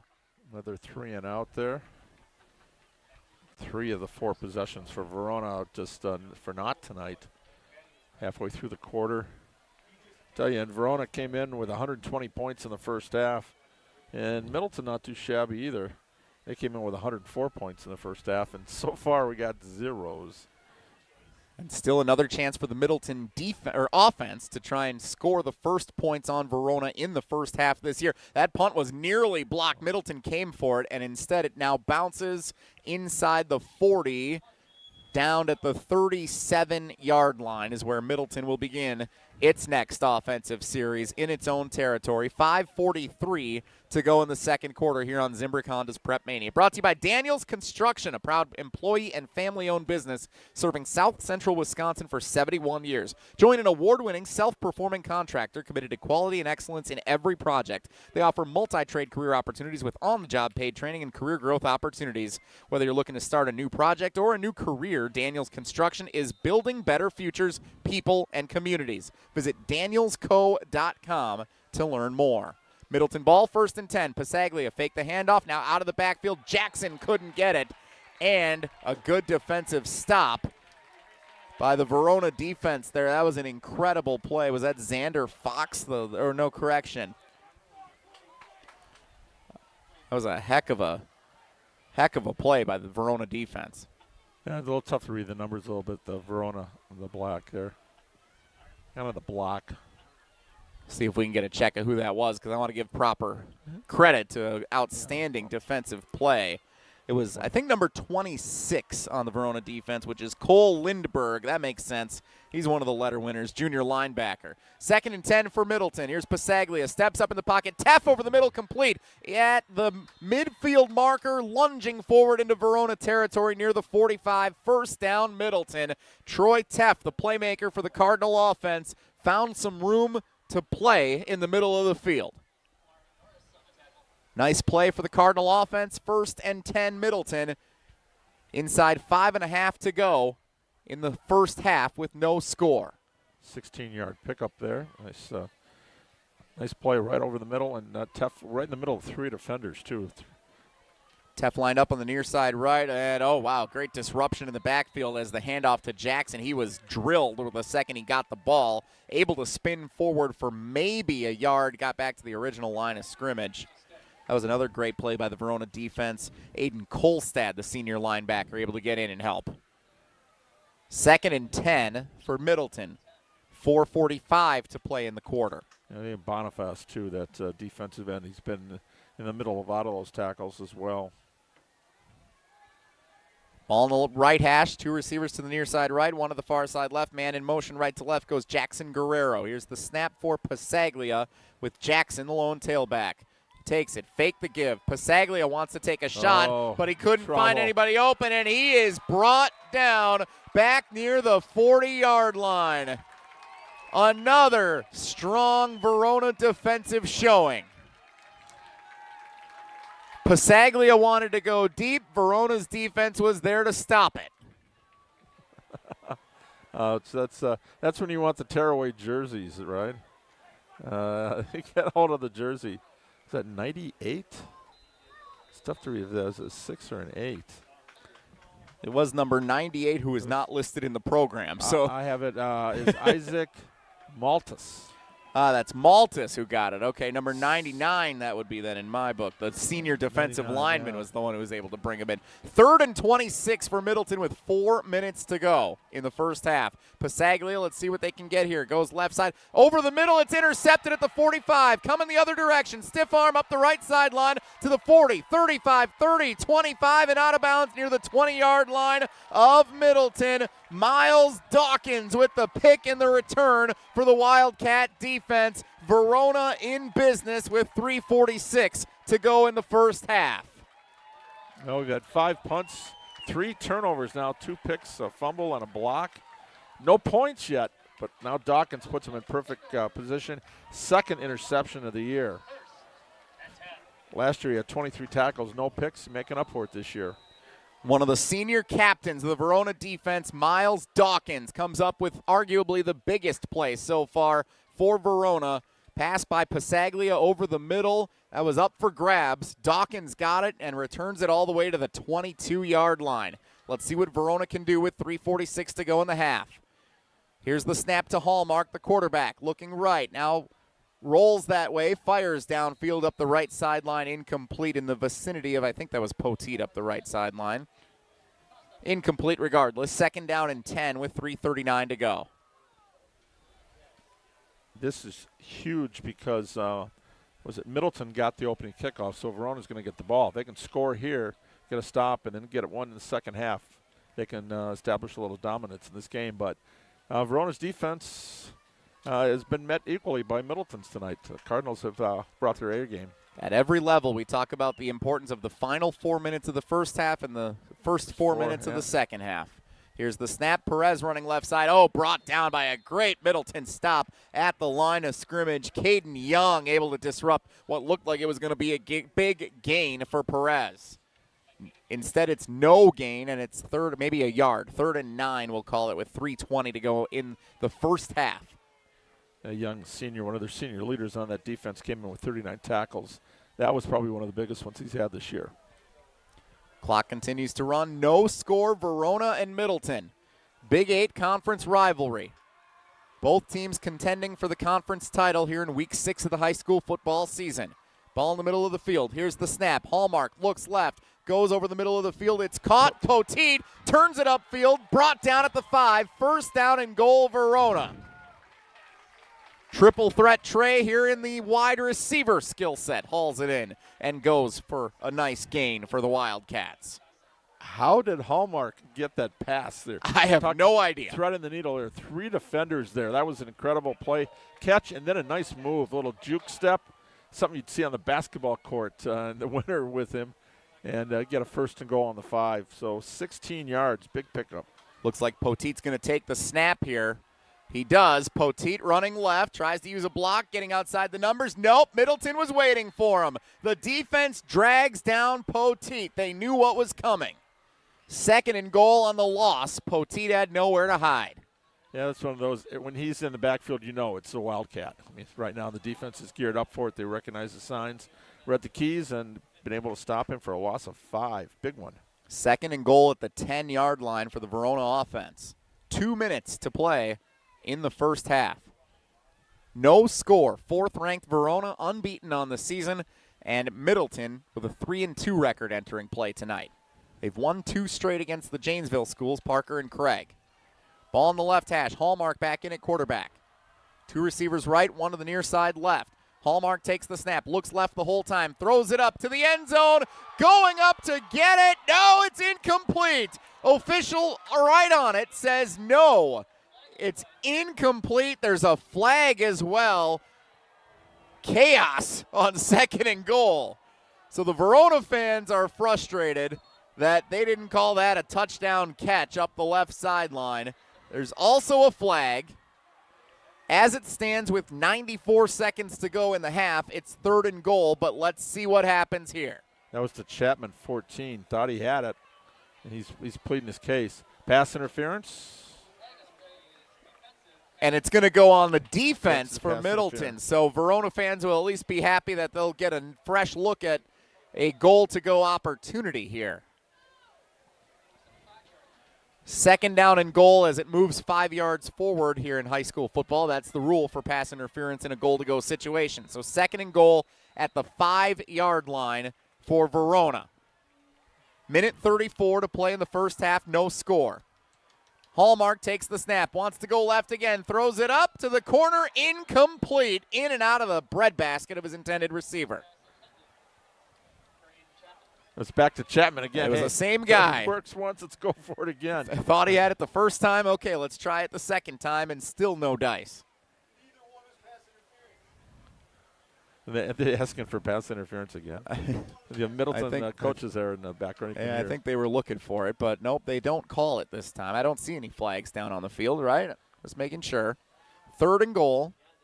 Well, Chapman's 6'5", so as a quarterback, you're just showing up trying to play jump ball on that in the last two possessions. Or did they say that was? There was a flag. Was a okay, flag now we get the PA system saying there was a flag called there. So that's why they haven't changed the down marker. It's second and goal again, half the distance up to the 3. So now what's going to happen? There was a flag on the play on Middleton. Verona ball, second and goal at the 3 with 1:29 to play in the first half. What do you think? Third time's the charm? Hallmark, nope, he's going to give it. Diving to the goal line. Touchdown Verona. First score of the night goes to the Wildcats just before halftime.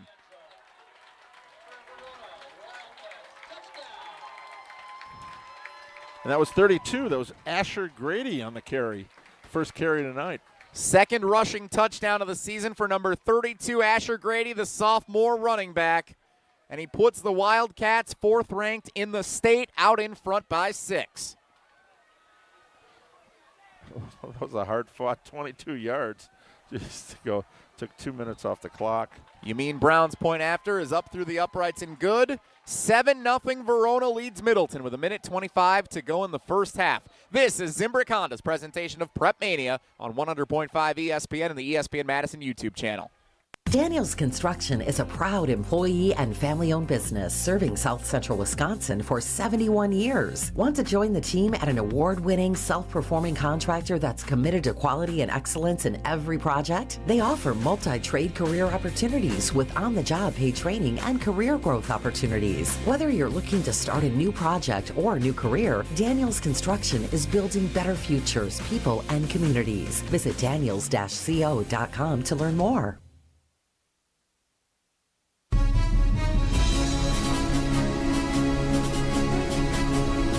Zimbrick Honda's presentation of PrepMania 100.5 ESPN and the ESPN Madison YouTube channel. Jesse Nelson, the Dean, Dennis Semmerow with you at Verona Area High School. 7-0, our first score of the night happening moments ago just before the end of the first half. The Verona Wildcats take a 7-0 lead over the Middleton Cardinals on a 3-yard touchdown run by sophomore running back Asher Grady. Hey, 6 quarters, first time we get to see Verona score a touchdown. Offensively, when they beat Memorial 10-0, it was on a defensive scoop and score. But 5 plays, 22 yards, 2:21 time of the drive. You mean Brown kicks a wobbler into the wind, returned from the 5-yard line by Middleton, going left side up near the 10, running left to right instead of up and down, and a good special teams stop by the Verona special teams unit inside the 10-yard line. That was a tackle made by Sawyer Martin, the junior defensive back playing on the special teams squad for Verona. He's got 1 sack and a tackle for loss in the year. I'll take that one over that other play. That was a big play.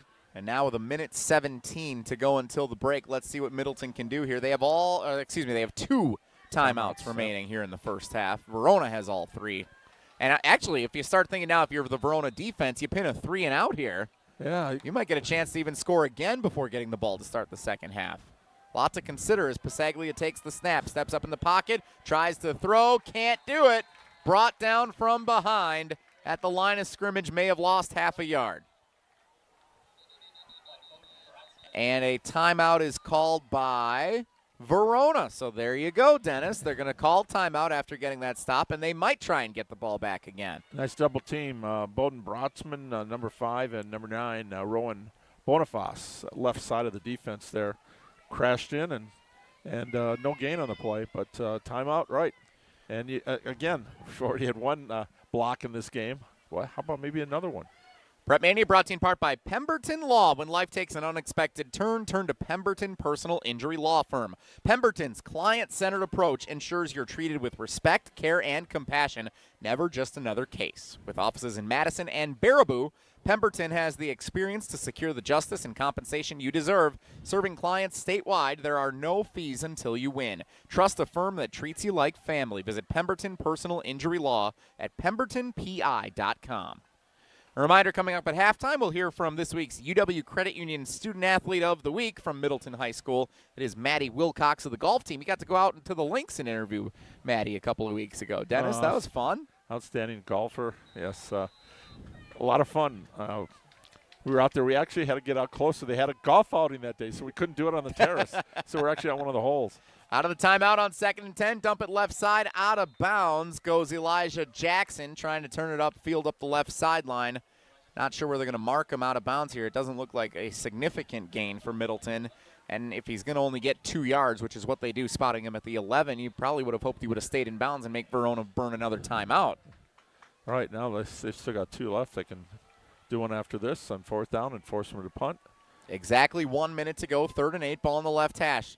Here's the snap. Pasaglia fakes right, now goes screen left for Jackson, turning it upfield again, but nowhere to go. The Verona defense read it, and they drop him inside the 15-yard line. Staying in bounds this time. Let's see if Verona calls timeout. Looks like they did, with 52 seconds to go.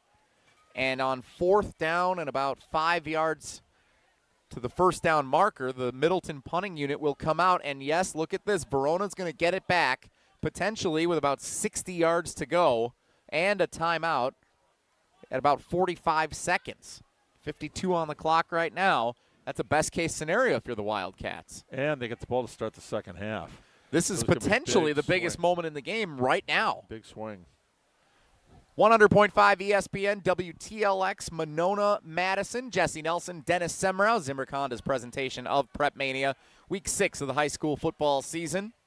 Producer Ryan Wollersheim back in the Everlight Solar Studios at ESPN Madison. Hunter Vaughn, Chrissy Birdsall, our video team, helping bring you this game not only on 100.5 ESPN and Wisconsin On Demand, but also live free video streaming on the ESPN Madison YouTube channel. Going to be some YouTube exclusives coming up in the postseason for us here on ESPN Madison with some World Series, so hopefully some Brewers NLCS, NLDS conflicts coming up. Also Badger volleyball with some Friday night matches of note, Oregon, Maryland, among others. So a lot going on this time of year on the sports calendar, including in the high school football scene. Middleton just called a timeout. Something they didn't like out Middleton there. did call timeout, so with 52 seconds, they'll talk it over again. Dennis, while we have a moment, I did want to ask you, we saw the news yesterday, the passing of Joe Wolf, a longtime great here in Wisconsin. When it comes to high school sports, for many of a certain generation, he was Wisconsin high school sports, the face of it. A number of years ago, the Journal-Sentinel did all-time basketball players, and voting from media all over the state, and Joe Wolf was number 1. My favorite guy that I got in the cover was Sam Oakey at Cassville, by far the best one I've seen. Joe was before that, and he had such a recruiting battle for him between Marquette and Wisconsin. Really wanted him. Steve Yoder was here, and Marquette wanted him as well, and he went to North Carolina where he got to play for Dean Smith. He got to play with Michael Jordan for a year, long NBA career, but even a better coach, a person than he was a player and a coach. And he was a great player and a coach. Out of the timeout, the punting unit out for Middleton. Kicked away. Poteet calls for fair catch, and he calls for it in Middleton territory at the 48-yard line. So that is a great scenario for the Verona Wildcats coming out on offense. 45 seconds to go in the half, 1 timeout. They just scored with under 2 minutes to play to go up 7-0. They get the ball to start the second half, and they have a chance to put more points on the board before the break. You know, Middleton knows what can happen against Memorial. They went 70 yards in 20 seconds to score, so they just don't want to get anything behind that secondary. Just don't give them anything deep. And if I'm the Middleton defense, I want to know where Trey Poteet is right now. Yep, His he's a mark speed man and agility. You know it's going to be looking for him. Hallmark, the quarterback. Tailback Perez to his left. Here's the snap. Hallmark rolls left, looks that way. Throws left sideline. Poteet caught and gets out of bounds at the 40-yard line near the first down line to gain. It's fun when I call it and it's right. I feel like Romo, like in the good days of Romo. The good days. I love it. Second down and 3 on the gain of 7 for Trey Poteet and the Verona offense. Clock stops with 39 seconds to go until the break. Verona 7, Middleton nothing. Wildcats looking for more. Ball on the left hash. 2 receivers to the near side left, 1 to the right. Verona has 1 timeout remaining. Here's the snap. Rolling right. Hallmark wants to throw that direction. Has a man on the run. Incomplete. Disrupted in one-on-one coverage in the right flat. Good coverage over there by Mike Statzik, number 3. Statzik disrupts. 3rd and 3 now for Verona. Clock stops with 33 seconds to go. Yeah, all this, saving timeouts and everything, and then they're going to Middleton force Verona to the punt. There's no 57-yard field goals. This isn't the NFL. Well, no, but would you punt here if they face 4th and 3? Let's say they throw an incomplete pass here, 4th and 3. Wouldn't you just go for it? Do you think? Try to run for it. Trust your defense that's shut everybody out in the first half all season so far. Yeah, you don't want to have to punt. You don't have to give Middleton any more time than they have.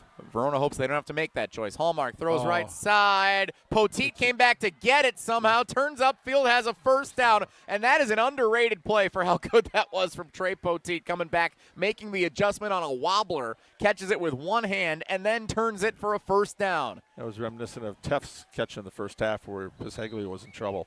Your receivers got to know where the quarterback is, and when he's in trouble, you got to just go to an open spot. And Trey did that. Verona spikes it to stop the clock with 22 seconds left. They do still have 1 timeout, but chose not to use it there after picking up the first down. Line to gain is the 24-yard line. The ball is spotted at the 34 of Middleton on the right hash. So 2nd down and 10 for the Verona Wildcats. Up 7-0. Trey Poteet keeps the drive alive on the 3rd down conversion. And now what does Verona draw up? Let's see what head coach Andrew Riley's thinking. 2 receivers to the far side left, 1 to the near side right. Hallmark, shotgun formation, takes the snap, steps back, looks right, goes that direction, up the sideline. It is caught tiptoeing the sideline. They're going to say it's a good catch. Chapman. All the way up inside the 20-yard line. Aiden Chapman, the senior, gets it. First down, Verona into the red zone inside the 20 with 17 seconds to go in the half. And now they are in field goal range for Yamin Brown. It'll be 35-yarder at this point. Tried to get Chapman on the up in the corner of the end zone twice. 6'5", nice target there. That was one, if he didn't catch it, was going out of bounds. But a great throw by Hallmark. And a timeout is called. And Middleton calls their final timeout to talk it over here with 17 seconds to go until the break. 7-0 Verona. And the Wildcats looking for more before halftime here on Zimbrick Honda's presentation of PrepMania. Jesse Nelson, Dennis Semrau. A reminder, coming up after the game, we will award our Pizza Hut Player of the Game. Introducing Pizza Hut's new Tavern-style pizza, an upgrade to their classic crispy thin crust, cut into 16 snackable squares and loaded to the edge with bold, flavorful toppings that's perfect for sharing with your family at home or on the road after the big game when you're carpooling with the Dean, Dennis Semrau, and Hunter Vaughn and Chrissy Birdsall and bringing back leftovers for Ryan Wollersheim in the studio. That's PizzaHut.com is where you can find the nearest location and order online. PizzaHut.com. Go thinner, go crisper, go bolder, go get the new tavern-style pizza only from Pizza Hut, the official pizza of PrepMania. Usually you tell me where the nearest one is, Dennis. I was waiting for you. You got nothing for me here. I was going to ask you. We got to search in GPS for Pizza Hut. That's Hunter's job. Hunter doesn't have a microphone tonight, Dennis. He can't tell us where the nearest Pizza Hut is. He can text you. That's what I was waiting for. First down, Verona. Shot to the end zone. Poteet on the run. Touchdown, Wildcats. Triple threat Trey, this time through the air. He hauls it in for an 18-yard score. Verona extends the lead to 13-0 before the break. In 34 seconds. That was a 6-play drive. I said Middleton knew what it was like. They went 73 yards in 20 seconds. Well, Verona can do it too. The Tennessee Volunteers are getting a good one. Poteet extends the drive on 3rd down a few plays before, and there he gets the score. 11 seconds to play until halftime. 13-0 Verona, looking for another one with the point after from Yamin Brown. Good snap. Kick is on its way through the uprights. Good. 14-0. Verona leads Middleton. A gut punch for the Cardinals. As well as that defense has played, you got a couple of miscues, and now Verona's taking advantage. And their defense again so far through 6 games, no points allowed in the first half. 11 seconds. See if they keep that going. And the spotlight is always on Trey Poteet, the Tennessee Volunteer commit. But also let's talk about the throw from Caleb Hallmark there was right on the money, leading Poteet exactly where he needed to be, where only he could get it in the end zone. Fantastic throw, nice catch. The agility, the speed, the athleticism on showcase there for Poteet. And Verona seizing control of this game now at the halftime, up 14-0 with 11 seconds to go. Well, last year they got up to a 21-0 lead, and Middleton came storming back and tied it. And then Verona had to get a touchdown halfway through the fourth quarter and then hold on. So the Cardinals are out of this one yet, but they have to kick off to start the second half. So Verona has a chance to go up 21-0 again. Line drive kick fielded inside the 10-yard line. Here comes the return up the middle of the field to the 20, and then a pile brings down the return man at the 22-yard line for Middleton. That was Harrison Armstrong, the senior, again on the return. 6 seconds to go until the break. I'd expect Middleton will just get it to halftime here. So what do you say, Dennis, if you're the co-head coaches, Tim Simon and Joe Poles, when the team meets here at the turn? Defense has been playing great. Offense, we just need to pick up a few plays here. They've had a couple of mistakes. But this game is well within reach. They came back last year. They've been able to rebound pretty well. Against Memorial, it was the same thing. They gave up a string of points. Then they ran off a string of points. So they've been in this situation a number of times.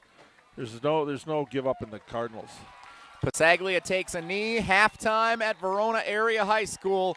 The Wildcats with 2 scores in the final 2 minutes of the second quarter. 14-0. Verona leads Middleton at the break. We'll come back, get Dennis Semrau's first half recap, hear from this week's UW Credit Union Student Athlete of the Week, Maddie Wilcox of Middleton High School, and get you set for the second half of this Big 8 conference rivalry. 14-0. Fourth-ranked Verona leads Middleton on Zimbrick Honda's presentation of PrepMania. Bucky wants a Honda with lots of headroom. Zimbrick, Fish Hatchery Road. Something with room for all your friends, right? These are the people who take good care of you. It's gotta be red, of course. Get to know Zimbrick, 'cause you deserve it. Zimbrick Honda. Hundreds of options. Zero hassle. Zimbrick, Fish Hatchery Road.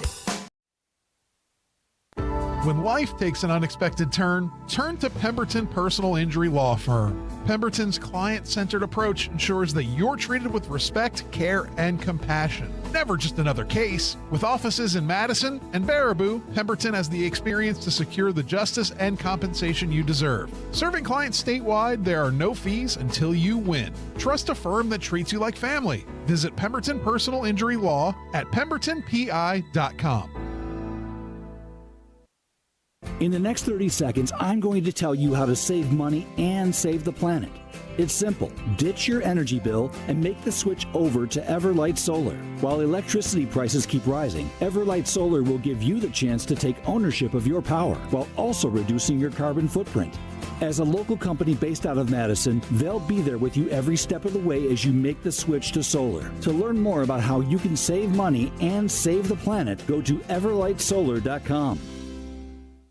Forward Theater presents King James, a comedy about friendship between 2 diehard fans during LeBron James' basketball career. One of the greatest NBA players to ever hit the court, his influence brought promise and renewal to an entire city. This fast-paced comedy chronicles the turbulent bond between 2 fans whose fortunes are tied to their basketball idol. It's a slam dunk of a bromance. Performing now through September 29th at Overture Center. Get your tickets today at forwardtheater.com. That's forwardtheater.com.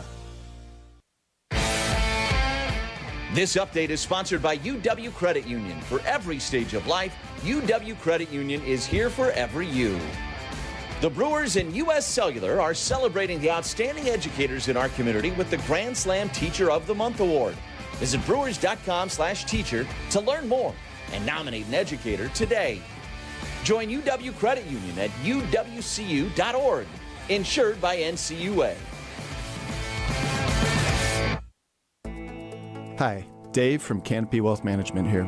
Our balanced approach helps guide you through a complex and ever-changing landscape. Throughout your family's financial planning journey, we will serve as a partner, advocate, and steward in all aspects to help you achieve your goals with confidence. At Canopy, care, competence, and clarity, it's not just a tagline, it's a promise. Go to canopy-wealth.com to get started today. That's canopy-wealth.com. UW Credit Union presents the PrepMania Student Athlete of the Week, supporting local student athletes as they grow on the field, in the classroom, and in the community. UW Credit Union is here for every you. Learn more at uwcu.org. Hi, this is Dennis Semrau from Zimbrick Honda's presentation of PrepMania here on 100.5 ESPN.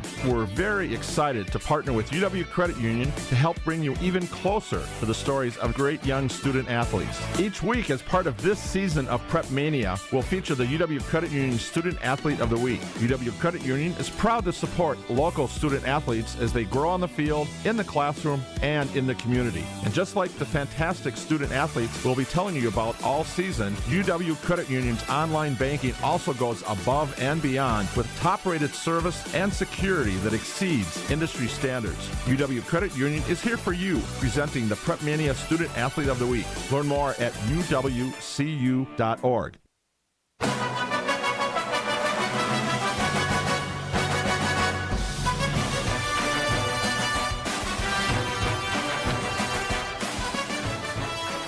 Zimbrick Honda's presentation of PrepMania on 100.5 ESPN and the ESPN Madison YouTube channel. Jesse Nelson and the Dean Dennis Semrau from Verona Area High School halftime. And the fourth-ranked Wildcats hold a 14-0 lead over the Middleton Cardinals. Both scores coming in the final 2 minutes of the first half. Scoreless until the near end, and then Verona scores, forces a 3-and-out for Middleton. They take over at the 48-yard line, and Trey Poteet with a touchdown reception of 18 yards just before the break to extend the Wildcats' lead to 14-0. Zimbrick Honda has been a proud partner of the Madison community since 1973. They're your one-stop shop for over 250 new Hondas to choose from. Whether you're looking for a sedan, an SUV, or a truck, their selection of new vehicles is second to none. Stop in today at their location on Fish Hatchery Road to check out the 2024 Honda Ridgeline with financing as low as 1.9% APR, or browse their vehicle selection online at ZimbrickHonda.com. That's ZimbrickHonda.com. Shop local. Shop Zimbrick Honda. We'll get a check of the first half stats coming up in just a few moments, but first it's time to hear from this week's UW Credit Union Student Athlete of the Week. For every stage of life, UW Credit Union is here for every you. Proudly serving Wisconsin for over 90 years. Pop in or hop online, uwcu.org to join. UW Credit Union, proud to support all the area's student athletes. Make sure to listen every week to hear the UW Credit Union Student Athlete of the Week, like this week's featured student athlete, Maddie Wilcox of Middleton High School. Our ESPN Madison UW Credit Union Student Athlete of the Week here at Pleasant View Golf Course. Maddie Wilcox, this is second home for you, isn't it? Yes, it is. I'm here almost every day. What's it like being a golfer for Middleton High School? It's a pretty rigorous schedule. Our coach, Becky, keeps us busy. We usually have about 2 to 3 matches a week during the summer, and then now that school started, we only have about 1. It keeps us busy for sure. So your sophomore year, Middleton was second in state, last year third. But you're looking at first this year, right? Senior year? We've had second and third, and I know me and my other senior, Emily, are really hoping for first. You say you golf with your family. What's the first memory on a golf course of you? How old were you, and do you remember anything about it? I would say I was probably 4 or 5. My dad golfed in high school, and my mom never golfed at all. And so my dad would always try to take us out, but I was never really into it until I started doing junior tournaments when I was about in 5th grade. And that's when I just started to enjoy golf more. Who's the best golfer in the family? I'd say myself, but I know my brother and my dad would probably disagree with that. What do you like about golf? What attracted you to the sport and keeps you playing? I really like the individuality of it. I also play soccer, which is a big team sport, and so it's kind of nice to have that balance. where I can like focus on myself and like focus on my mental game while also like knowing that I'm playing for a purpose and for my team. Is golf more of a mental game than soccer, maybe? For sure. Golf is definitely more mental for me, at least. I know for soccer, lots of people like get in their head and I fall into that too. But golf has really taught me how to just like focus on the present. Like I can't worry about the soccer practice I have after this or anything that I have going on in my life or even like the last shot. I just have to focus on what I'm doing now and just make the best of every moment. Yeah, you have to have a kind of memory, just go on to the next one, forget the last play. Yeah. My coach, Becky, always says the best golfers have bad memory, and I always live by that. But bad memories, though, that doesn't apply to school. You're 3.9, grade point average. Favorite subject? Probably biology. I really like science, and I'm hoping to get into that in college. So. Environmental science, Yep. I think you're looking at. Do you have a teammate that's maybe had an impact on you more than any other? Ellen Close, she graduated last year. I know she did the same interview. She's just a really like positive person, and she keeps it real with me. Like if my shirt's wrinkled, she'll tell me. If like I'm having a bad day, she's always the first one there to like pick me up. And even now that she's gone to college, like I still talk to her all the time. If I have problems with school, with life, or my friends or anything, she's always there for me. I have to ask you one more about a very special tournament that Middleton hosts with Wanakee, Here for Cancer. The Coaches versus Cancer. To be a part of something like that, what does that mean to you? It's just really nice to know that even though we're in high school, we can still make a difference because I know everyone's touched by cancer in some way or form. Well, it sounds like you're having a good time, and I hope you have a great senior year. This is Maddie Wilcox, our ESPN Madison UW Credit Union Student Athlete of the Week. Take care. Thanks so much for having me.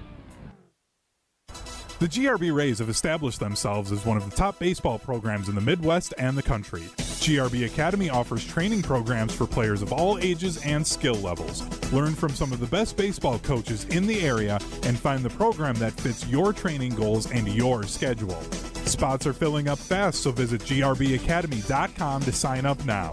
That's grbacademy.com. GRB Academy, baseball for the serious player.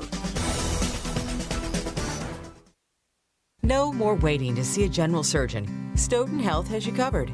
We accept over 160 insurances, including Anthem Blue Cross, Blue Shield, Cigna, Dean Health Plan, Humana, and Quartz. Enjoy easy access at Stoughton Health, where most general surgery appointments are available within a week. When it comes to your procedure, trust board-certified general surgeon Dr. Aaron Schwab. At Stoughton Health, we are proud to provide you with exceptional, personalized service. Learn more at stoughtonhealth.com.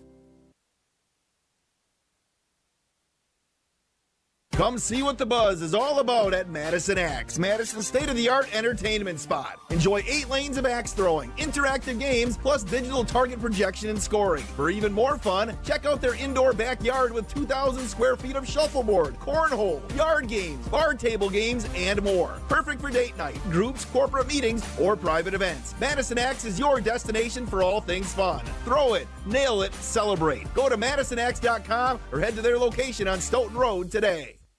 UW Credit Union presents the PrepMania Student Athlete of the Week, supporting local student athletes as they grow on the field, in the classroom, and in the community. UW Credit Union is here for every you. Learn more at uwcu.org. Hi, this is Dennis Semrau from Zimbrick Honda's presentation of PrepMania here on 100.5 ESPN.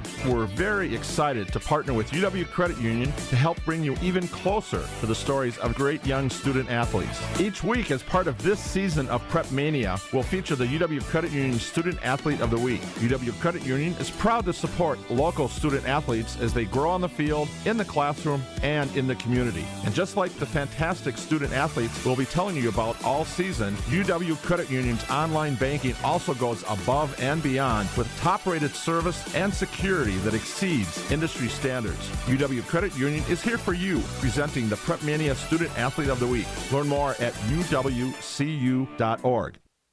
The team at Midwest Financial Group are values-based financial specialists that cover a full-service financial solutions. This local independent firm is dedicated to helping people achieve their financial, tax, and insurance goals for over 30 years. Visit mfgteam.com to learn more about how Midwest Financial Group can help set your future up for success. That's mfgteam.com. Securities and advisory services offered through Commonwealth Financial Network, FINRA/SIPC, a registered investment advisor. Tax planning and fixed insurances are separate from and not offered through Commonwealth. Introducing Pizza Hut's new Tavern-style pizza, an upgrade to their classic crispy thin crust. Cut into 16 snackable squares and loaded to the edge with bold, flavorful toppings. Try one of their 4 new signature recipes: the spicy chicken sausage, the pesto margarita, the double pepperoni, or the ultimate. Because for a limited time, you can get any large specialty Tavern-style pizza for only $12. Go thinner, go crispier, go bolder with Pizza Hut's new Tavern-style crust. Order online today at pizzahut.com. No one out-pizzas the Hut. Bucky wants a Honda with lots of headroom. Zimbrick, Fish Hatchery Road. Something with room for all your friends, right? These are the people who take good care of you. It's gotta be red, of course. Get to know Zimbrick, 'cause you deserve it. Zimbrick Honda. Hundreds of options. Zero hassle. Zimbrick, Fish Hatchery Road.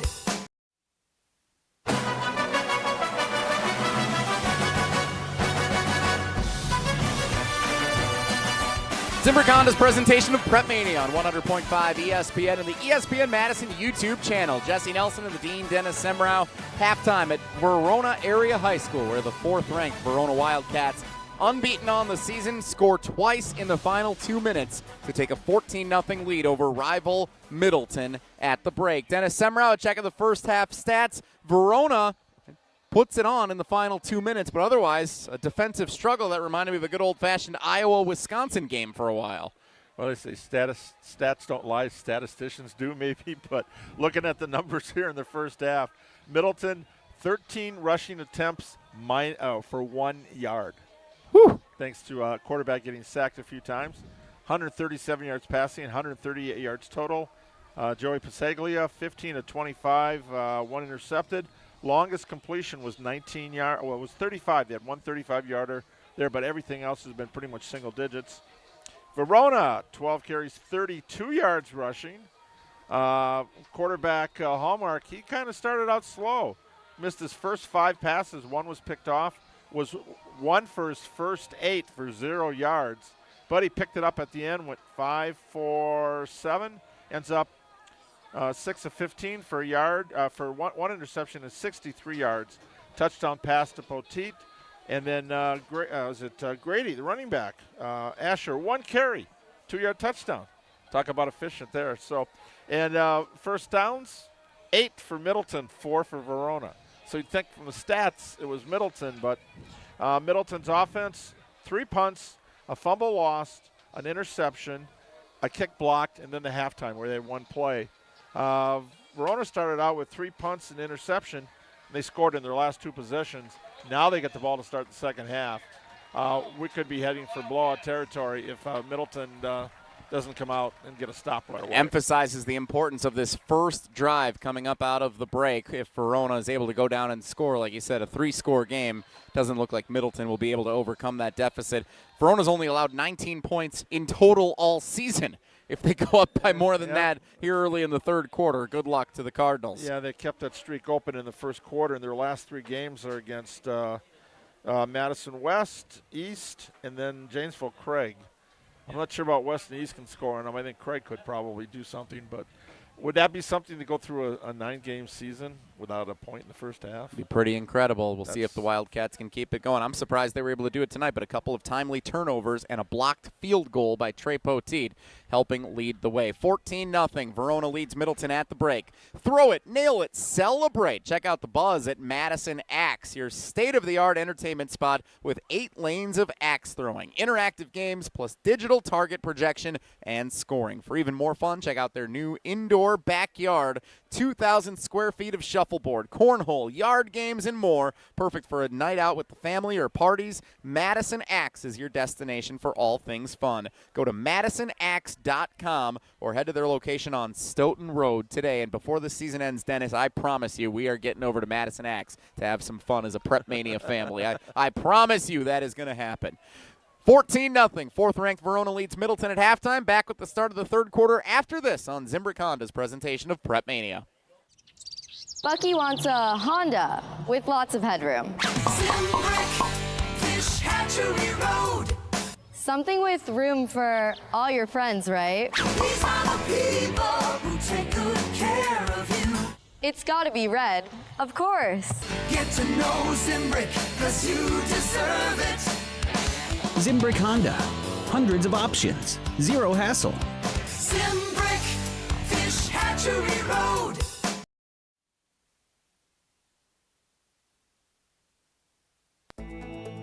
Hi, it's Eric from Canopy Wealth Management. Our years of experience have prepared us to guide you through your life transitions. Our local professional team brings over 90 years of collective experience in the wealth management industry for the benefit of our clients. Canopy Wealth Management. Care, competence, clarity.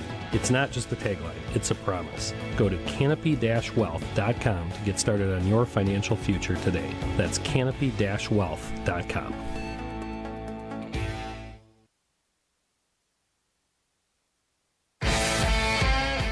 This update is sponsored by UW Credit Union. For every stage of life, UW Credit Union is here for every you. The Brewers and U.S. Cellular are celebrating the outstanding educators in our community with the Grand Slam Teacher of the Month Award. Visit brewers.com/teacher to learn more and nominate an educator today. Join UW Credit Union at uwcu.org. Insured by NCUA.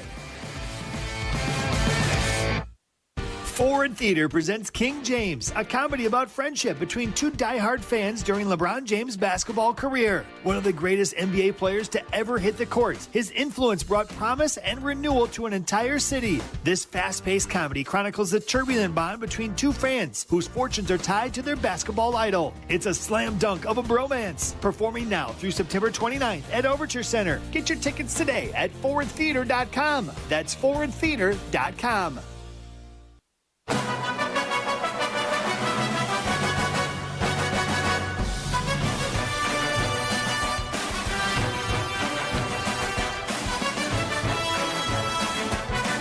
Zimbrick Honda's presentation of PrepMania, 100.5 ESPN and the ESPN Madison YouTube channel. Jesse Nelson, Dennis Semrau at Verona Area High School, where the fourth-ranked unbeaten Wildcats hold a 14-0 lead over the Middleton Cardinals in a Big 8 rivalry game here in Week 6 of the high school football season. Time now for the Canopy Wealth Management game plan. At Canopy Wealth Management, they believe in the continued development of partnerships for good within their communities and giving back where they can. The team at Canopy emphasize building local relationships and believe that values matter and strengthen their communities. When you work with Canopy, care, competence, and clarity isn't just a tagline, it's a promise. Go to canopy-wealth.com to get started on your financial future today. That's canopy-wealth.com. Dennis Semrau, what's the Canopy Wealth Management game plan for Verona getting the ball first, trying to put Middleton away here early in the third quarter? Well, for them, it was dominating on defense. Well, they're going to go on offense first. So, balanced run and pass attack. I think just keep going with the run. And they weren't able to do much passing-wise until right at the end when they needed it. You got that Chapman 6'5" out there at the end. They tried a couple of jump balls in the end zone, but they were able to get Poteet some one-on-one out in space there, and able to get him up for that touchdown at the end. But I think it's just keep your balanced offense. Right now, the clock is going to be Middleton's enemy, so you want to have some long, sustained drives. Don't want to be stopping the clock with incomplete passes. And 7 of the first 8 passes that Hallmark attempted today were incompletion. So Middleton will kick right to left. For those listening on 100.5 ESPN and the Wisconsin On Demand app, they are in their road white uniforms, maroon letters and numbers, black helmets with the Cardinal decal on either side. More on Verona in a moment, but first Trey Poteet returns, running right side, turns it upfield to the 30, 35, 40, 45, 50, through defenders into Middleton territory, breaks it loose, and there he goes. Trey Poteet to the house. Touchdown, baby. Wow. Kind of what do you think? He deked him a little bit, had a few problems trying to pick up the ball there? Big play Trey. Wow. In every phase, including on special teams, takes it the distance to start the third quarter. One of the Tennessee coaches supposed to be on the sidelines with him today. I'm sure he's celebrating that, going, hey, he's going to be a volunteer next year. Tennessee's getting a good one, folks. Trey Poteet. A kick return for a score to extend Verona's lead 20-0. How's that for a Canopy Wealth Management game plan to start the quarter, Dennis? Oh, beautiful. And what was one of the keys for Middleton? Be careful. Minimize the explosive plays, especially at a Poteet. Didn't happen that time. Trey Poteet takes it the distance to start the second half. Verona 21-0 on top of Middleton. We talked about that this week. He's being recruited as a defensive back, right? I think you recruit this guy as an athlete. When he gets to Tennessee, they see what he can do. That offensive coordinator might be wanting to steal him to the other side. No doubt about it. 21-0 on the kick return for Trey Poteet, the Tennessee Volunteer commit, and Verona's lead is 3 scores. Stoughton Health provides trusted care close to home. They're proud to support all of the area's student athletes and wish them all the best this season. From rehab to ortho care, Stoughton Health provides comfort and convenience locally. Visit stoughtonhealth.com to learn more. 21-0. Fourth-ranked Verona has opened it up on Middleton, now scoring on 3 consecutive drives, all within the final 2 minutes of the first half and the first play of the second half. Cardinals getting the ball back, down 3 scores. Here's the return. Coming back, Harrison Armstrong trying to get a good return of his own moving forward. Lowers the shoulder before taking a hard hit out near the 24-yard line. First down and 10 for the Middleton Cardinals, who can score, Dennis. They do have the quarterback in Joey Passaglia, who entered play tonight leading the state in touchdown passes with 21 on the season. He has yet to obviously throw one tonight, but if there's a team built for a potential comeback here to take on the Verona Wildcats with a big lead, it could be these Middleton Cardinals. Yeah, that's the one. Verona's game plan was not to let him throw a touchdown pass tonight. Make them work for everything. They've had 1 completion of 35 yards, but most of his passes tonight have been out of the backfield. And he's been able to find Teff on some short routes, but secondary's locked down anything deep pretty much. We've got an injured Verona player on the kick return, so while they tend to, we'll pause for a 30-second timeout. 11:35 to go, third quarter. Verona 21, Middleton 0 on Zimbrick Honda's PrepMania. Bucky wants a Honda with lots of headroom. Zimbrick, Fish Hatchery Road.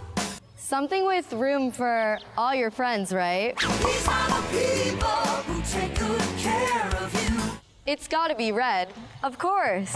Get to know Zimbrick, 'cause you deserve it. Zimbrick Honda. Hundreds of options. Zero hassle. Zimbrick, Fish Hatchery Road.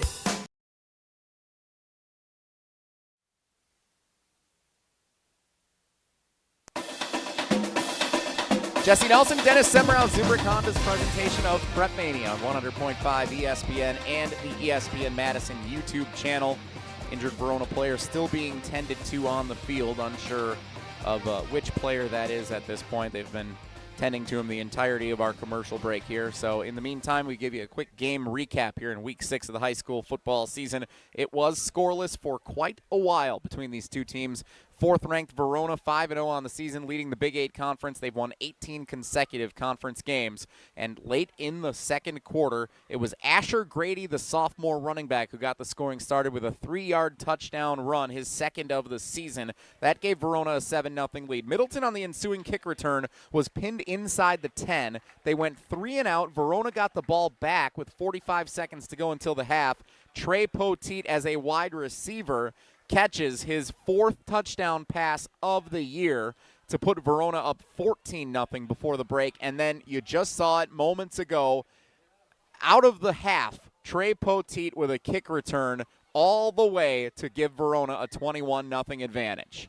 Yeah, and those 2 touchdowns were scored in the last 1:25 of the first half, and the first one here was 17 seconds into the period. That is now the second year in a row Poteet has returned 2 punts for touchdowns and 1 kickoff return for a touchdown, and we're only in game 6, so more to come. Out of the timeout, they do get the injured player off the field. Middleton ball, first down and 10 at their own 24-yard line. Passaglia, the quarterback, takes the snap, throws left side for Troy Teff, complete out past the 25. Verona saying they took the football away, and they're blowing this dead. I think Teff went out of bounds pretty quickly after a gain of about 2, maybe 3 yards past the 25 near the 26. We'll see where they officially spot him. We're going to go unofficially after checking. We have a team of replay officials here, Dennis, for our PrepMania family. 89 yards unofficially for Trey Poteet's kick return. 89 yards for the score. 21-0 Verona. Officially a 2-yard gain for Troy Teff on that first pass here from Passaglia. Second down and 8 for Middleton. 1 minute into the third quarter, down 21-0. Pasaglia takes the snap, looking. Pressure comes. He rolls left. Still looking downfield, and finally Pasaglia gives up and throws it out of bounds. Right into one of the coaches of the Verona staff wearing a white hoodie. And I think Pasaglia saw the white instead of the black jerseys and said, I'll throw it near that guy. Unfortunately for him, no maroon number on the jersey for that particular intended receiver. 3rd down and 8 with 10:49 to play in the third quarter. Ball on the left hash, 2 receivers to the near side left, 2 to the far side right. Lone tailback Elijah Jackson stands beside Pasaglia. Man in motion is Guerrero. Here's the snap. Pasaglia steps up in the pocket as it breaks down. Looks over the middle of the field. Has Teff for a first down as he slides to a stop at the 47-yard line. Just shy of midfield. But again, Dennis, on 3rd down, it's Pasaglia finding Teff, creating space and moving the chains for Middleton. Yeah, in the zone defense there, he just found space and went right to midfield. Pasaglia has been scrambling for his life. He's just barely above positive yardage rushing in like 50 attempts because he's been sacked so many times. And that time, the pressure forced him outside, and he found the open receiver. Ball in the middle of the field, 2 receivers set to either side. Pasaglia in the shotgun formation. Man in motion right to left is again Guerrero. Now 3 receivers left. Here's the snap. Good one for Pasaglia. Steps back, throws out of the backfield for Jackson. Jackson shake and bake. Past midfield, 5-yard gain, maybe a little bit more as he extends forward into Wildcat territory just shy of the 45-yard line. Verona playing a little bit of bend but don't break defense. Just try to contain and wait for Middleton to make a mistake.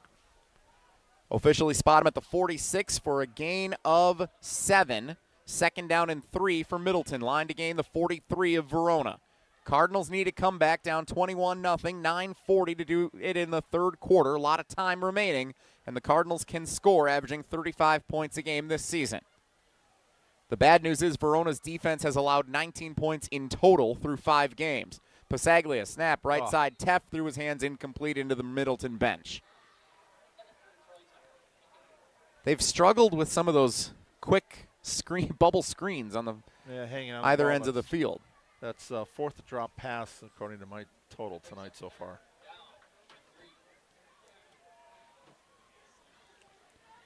Third and 3 for Middleton. Clock stops with 9:28 to play in the third quarter. Cardinals down 3 scores. Need it here. Pasaglia, ball in the right hash. 1 receiver set to either side, man in motion, Guerrero right to left.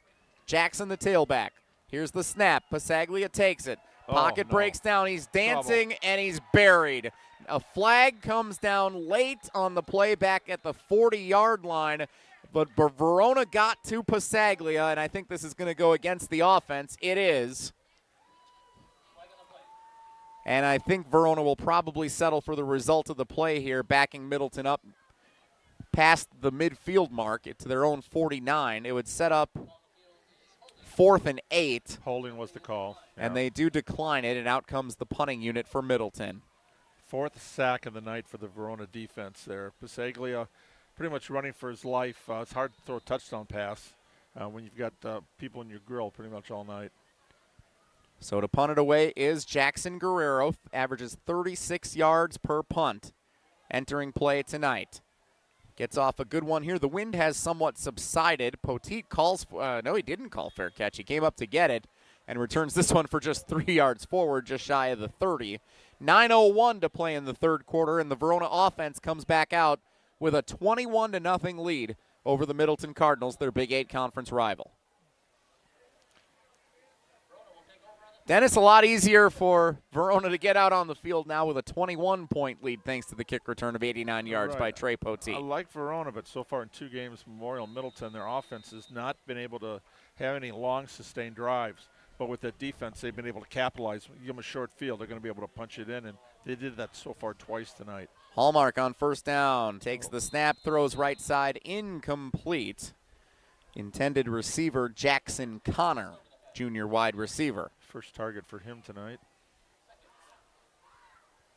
So we got a 2nd and 10 at 30.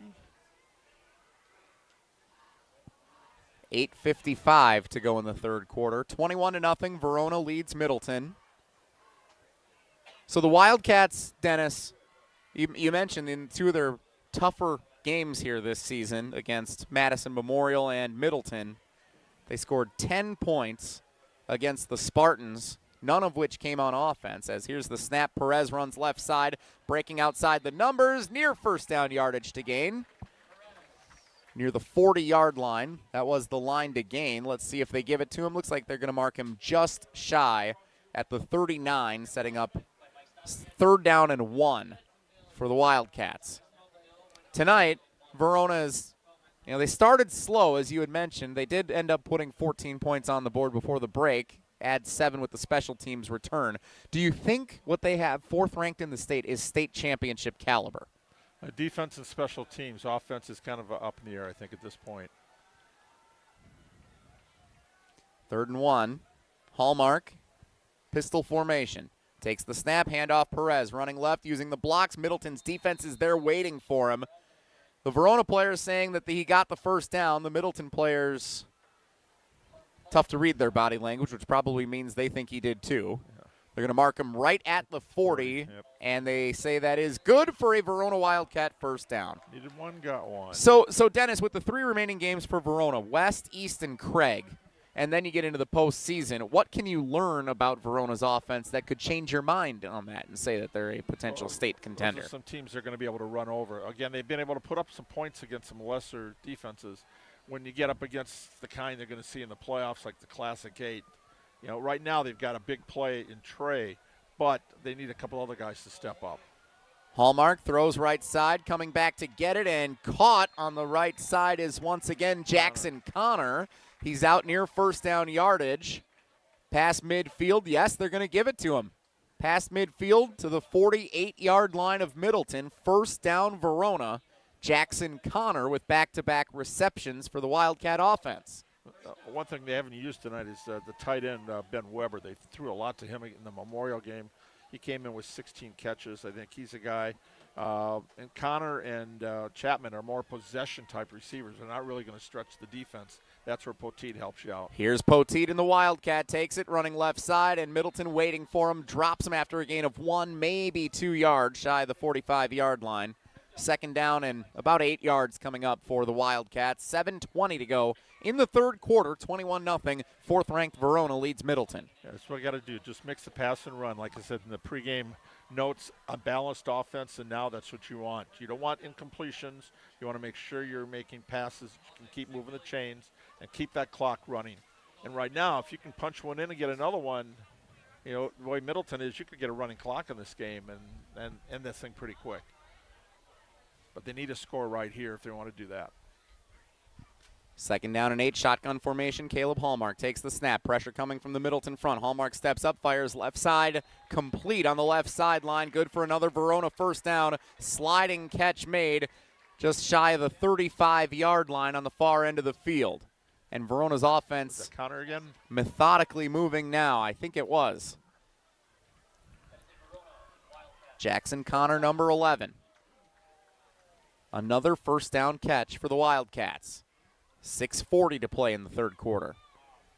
And Verona just trying to put it on now. They know that Middleton made an aggressive comeback in that playoff game last year in similar situation as this. They don't want to be in any type of spot to relive that again. Here's the handoff. Perez running left side, nowhere to go. The Middleton defense reads, and he may have lost a yard.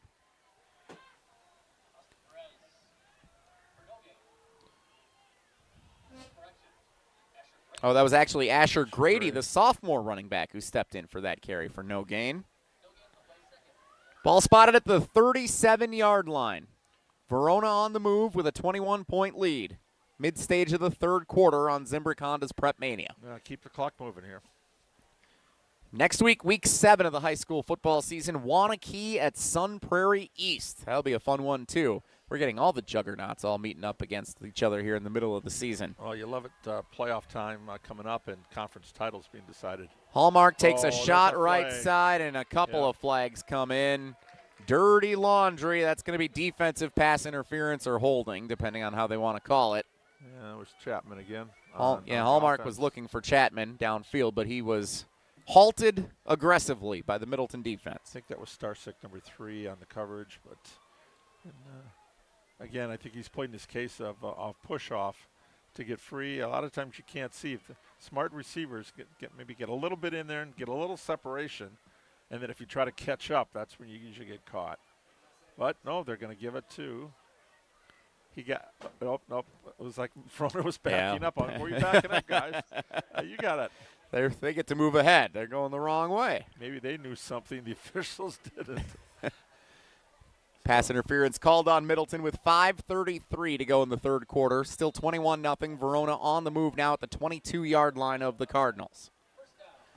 Jesse Nelson, Dennis Semrau, Zimbrick Honda's PrepMania. Wildcats have scored on 3 straight possessions, hoping to make it 4 and add on to the lead. Shotgun formation for Hallmark and a whistle prior to the snap. Timeout is called by Verona. You know what? We'll take that timeout with them. 30-second timeout with 5:33 to go in the third quarter. Fourth-ranked Verona, 21, Middleton, nothing on Zimbrick Honda's presentation of PrepMania. No more waiting to see a general surgeon. Stoughton Health has you covered.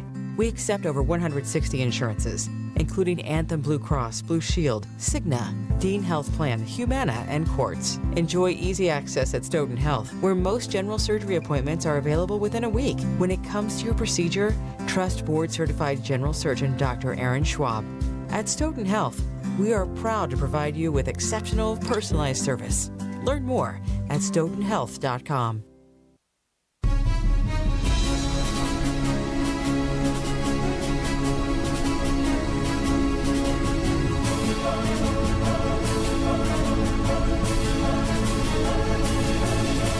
Zimbrick Honda's presentation of PrepMania, 100.5 ESPN and the ESPN Madison YouTube channel.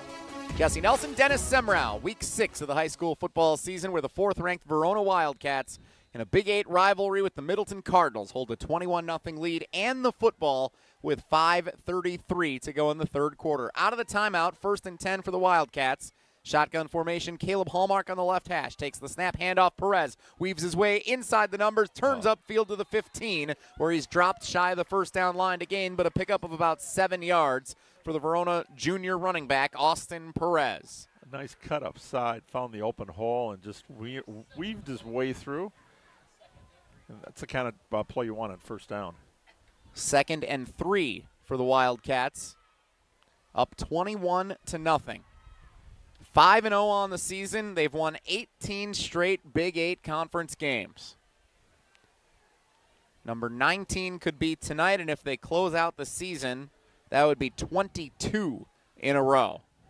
Here's the snap. Hallmark throwing right side to the end zone, going for Poteet again. Could not keep it. Lost control. Defender got a hand in there to knock it away.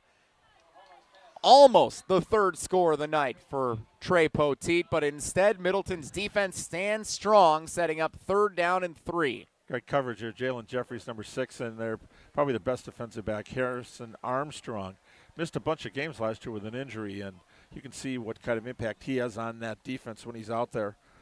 Coming in, 44 tackles and then 1 interception, and great breakup on the play.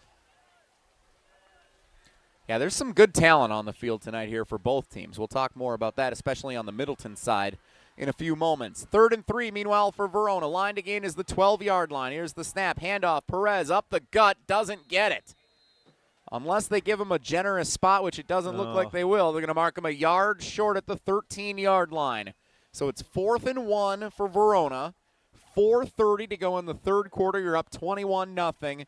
Do you kick the field goal? You've got a pretty good kicker in Yamin Brown, or do you go for it and try to put your foot down on Middleton once and for all here tonight? Looks like the offense is staying on the field. You can't get a yard. You don't belong out there, right? They got to go for it here. You want to be able to maintain possession, run more time off the clock, and punch one in. Hallmark under center. You don't see that a ton here for Verona. Under center, takes the snap, handoff, running right side, does not get it. Denied. The Middleton defense. Tyler Vogt, the junior linebacker, stuffs him for a turnover on downs. Came in with 5 tackles for loss, 2.5 sacks. Biggest tackle for loss there, turning the ball over on downs to the offense. Just met him in the hole, and there was nowhere to run, nowhere to hide, definitely there for a running back. 3:58 to go in the third quarter, and Middleton, it's still not looking good, but they still have a chance, down 3 scores, 21-0. Big play. It was a loss of 4 on that one, and it gives them a little bit of breathing room with the end line right behind him there. Cardinals going 5 wide out of the gates here. Passaglia to throw, pressure coming, rolls right, fires, complete right sideline, first down, and out of bounds past the 30-yard line on the far side of the field. Is that Teff over there? I think that was number 1 Teff. Yes, that's number 1 Troy Teff on the far side, the go-to guy, especially when Passaglia gets out of the pocket. He's usually looking for Teff, who's making something happen down the middle of the field. This time he was on the sideline, camped out for a first down. Yeah, 17 on that pickup there. Big play. And big play, Teff. 5 wide again. Passaglia takes it, throws in the left side flat. It's Jackson Guerrero spinning upfield, out past the 40. I don't know if he was ever down. The official does say he was down on the ground, but I think Middleton has a case to be made that Guerrero should still be running. Inadvertent whistle there. I think it was pretty quick on it. That's I mean, you've seen that play a number of times in football, most notably maybe Cam Newton in the national championship game with Auburn a number of years ago facing Oregon. Passaglia, throw over the middle of the field. Here's Guerrero. Now he has a first down, diving to midfield on the paw print logo. First down, Middleton. So he does get the first down. He may have had a touchdown had the official not blown the whistle. And, yeah, quick check. So look at this video production crew. Yeah, Hunter Vaughn, Chrissy Birdsall, they're showing us the replay here. And if you screenshot it, it did not look like Guerrero's knee was actually on the turf. I think that was a missed opportunity for Middleton to have 6 on the board. Guerrero, screen, left side, just a yard, maybe 2. Nice tackle made by the Verona defense. Hey, I think that was number 45. It was 45, So yeah. Jackson Gensler's Soda. Soda, yep. He's seen a lot of action at linebacker, inside and outside linebacker this year. Just a sophomore. We'll be calling his name for a couple of years here with the Wildcats. 2:30 to play, third quarter. Middleton with the ball down 21-0 at midfield. 2nd and 9. Passaglia, pressure coming, goes left side, caught. Shy of the first down line to gain at the 42, out of bounds. Number 81 is Gus Carlson, senior wide receiver. First time calling his name tonight, maybe this season for the 2 Middleton games we've done. Carlson hauls it in. 3rd and 3. Ball at the 43, line to gain is the 40. Ball in the left hash, 3 receivers left, 2 to the right, 5 wide for quarterback Joey Passaglia, the junior. Passaglia takes the snap, throws left. Guerrero, shake and bake, 1 defender. Could not get past the 2nd, but did he extend the ball forward to the first down line at the 40? Let's see the spot. Officials putting him short of the 40. They're going to put him 4th and inches inside the 41, but not quite to the line to gain. And it's do or die time for Middleton, down 21-0. The Verona bench encouraging their home fans to get back in loud and into this game to encourage a defensive stop. All the big fellas are in there for Middleton to try and get a half a yard. Passaglia comes up to take the snap, gets it, getting shoved forward, gets the push, good for the first down. Burks, the nose tackle, was in there right next to Passaglia, but it was a little push there by Ethan Sorensen, number 2. I think might have gotten it for him, and he did. The Cardinals channel the Eagles for a first down pickup on 4th and short. Yeah, Philadelphia Eagles, That's right. Fight, Eagles, fight. We've reached the portion of the game where Dennis Semrau sings NFL fight songs. Minute 10 to go in the third quarter. Passaglia goes left side, in and out of the fingertips of Teff, incomplete. Looked like a half step shy of it. Miles Dawkins read the pass and was almost in pick 6 trajectory. It actually threw off Teff a little bit, thinking he was going to step in front of it. By the way, that came from Invincible, Fight Eagles Fight. You got to see. You've seen the movie? Mark I Wahlberg? have seen the movie Invincible. Yes. I've also seen there was a movie a long time ago. It was like a Disney Channel trash kicking quarterback or something. I forget the name of the movie. It was a very long title. And a flag, of course. That's good because no one wanted to hear what I had to say anyway. There. Hunter just nodded. Of course he did. You know what? I can't wait to listen to Hunter's call next week for Wanakee and Sun Prairie East. I'll come sit right in front of you guys and give a piece of my mind too, huh? Good game next week on PrepMania, Week 7. Oh, we love the field too. Bank of Sun Prairie Stadium. There's nothing like it. Your hometown. A place where Verona actually opened the season. By the way, it was a false start on Middleton. Back them up 5 yards, 2nd and 15 with 1:07 to go in the third quarter. 5 wide. Pasaglia, shotgun formation. Takes the snap, steps up in the pocket. It collapses. Boom. They got him. Oh. Back near midfield, the the Verona defense all over Middleton. Getting to the quarterback has been one of the keys tonight for the Wildcats' success. Yep, and that's Boniface again. I came into the game with 4 sacks. That's the 5th sack of Pasaglia this game. 5 sacks to go with a couple of big special teams plays for Verona. The Trey Poteet 89-yard kick return, also a big block field goal, which shifted momentum late in the first half. Those the big plays you can point to see why Middleton faces a 21-point deficit. 3rd and 18, Pasaglia has to throw it away. And are they going to call grounding there? There's nobody around. He was in the pocket. There was nobody near. They're talking about it. And there's the flag. Good pickup. So intentional grounding on Pasaglia will back Middleton up and force a loss of down. So they'll punt from 4th and Fitchburg. Wow. 1st and 10 on the 39. Incompletion, a false start, a -4, and now a penalty. This is what's hurt Middleton all night, not being able to sustain drives and finish them off. So a 10-yard penalty on that one makes it a 4th and 29. Look at our team here. The garbage-picking, field goal-kicking Philadelphia phenomenon was the name of the old Disney Channel movie. Oh, man, that's a long time ago. I have to look that one up now. You're right. That's pretty funny if I remember. Kick is away from Guerrero, fielded by Poteet, calls fair catch at the 29. Verona gets the ball with 11 seconds to go in the first half. 100.5 ESPN, WTLX, Monona, Madison, Jesse Nelson, Dennis Semrau, and our awesome team of contributors, some who I like more than others right now. Ryan Wollersheim is our producer, identifying the film back in the Everlight Solar Studio at ESPN Madison. Hunter Vaughn and Chrissy Birdsall are very critical old guy Muppets up in the booth, laughing at the people on stage, running our video production here on site at Verona Area High School. Great team.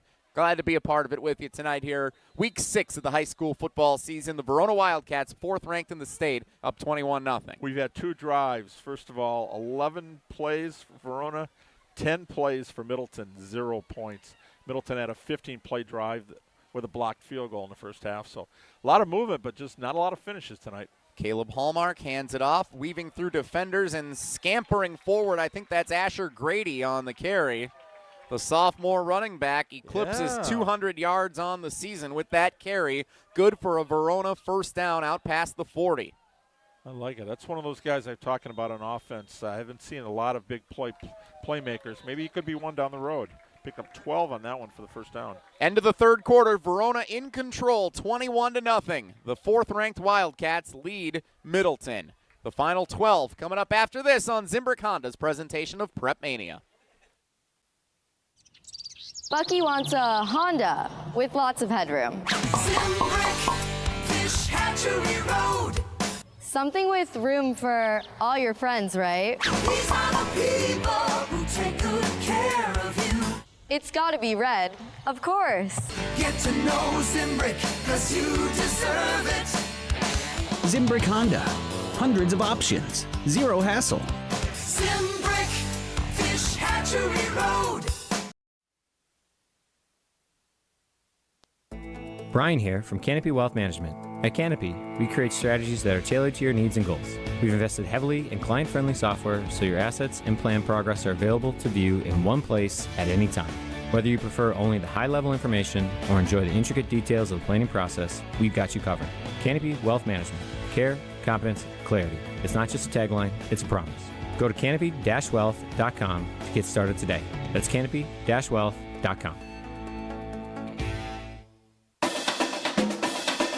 Zimbrick Honda's presentation of PrepMania, 100.5 ESPN and the ESPN Madison YouTube channel. First down and 10, Verona starting the fourth quarter. It's a handoff, Austin Perez running left side just outside the numbers. Brought down for a gain of 2, maybe 3 yards out to the 43. The fourth-ranked Wildcats in control, 21-0. They lead the Middleton Cardinals here in Week 6 of the high school football season.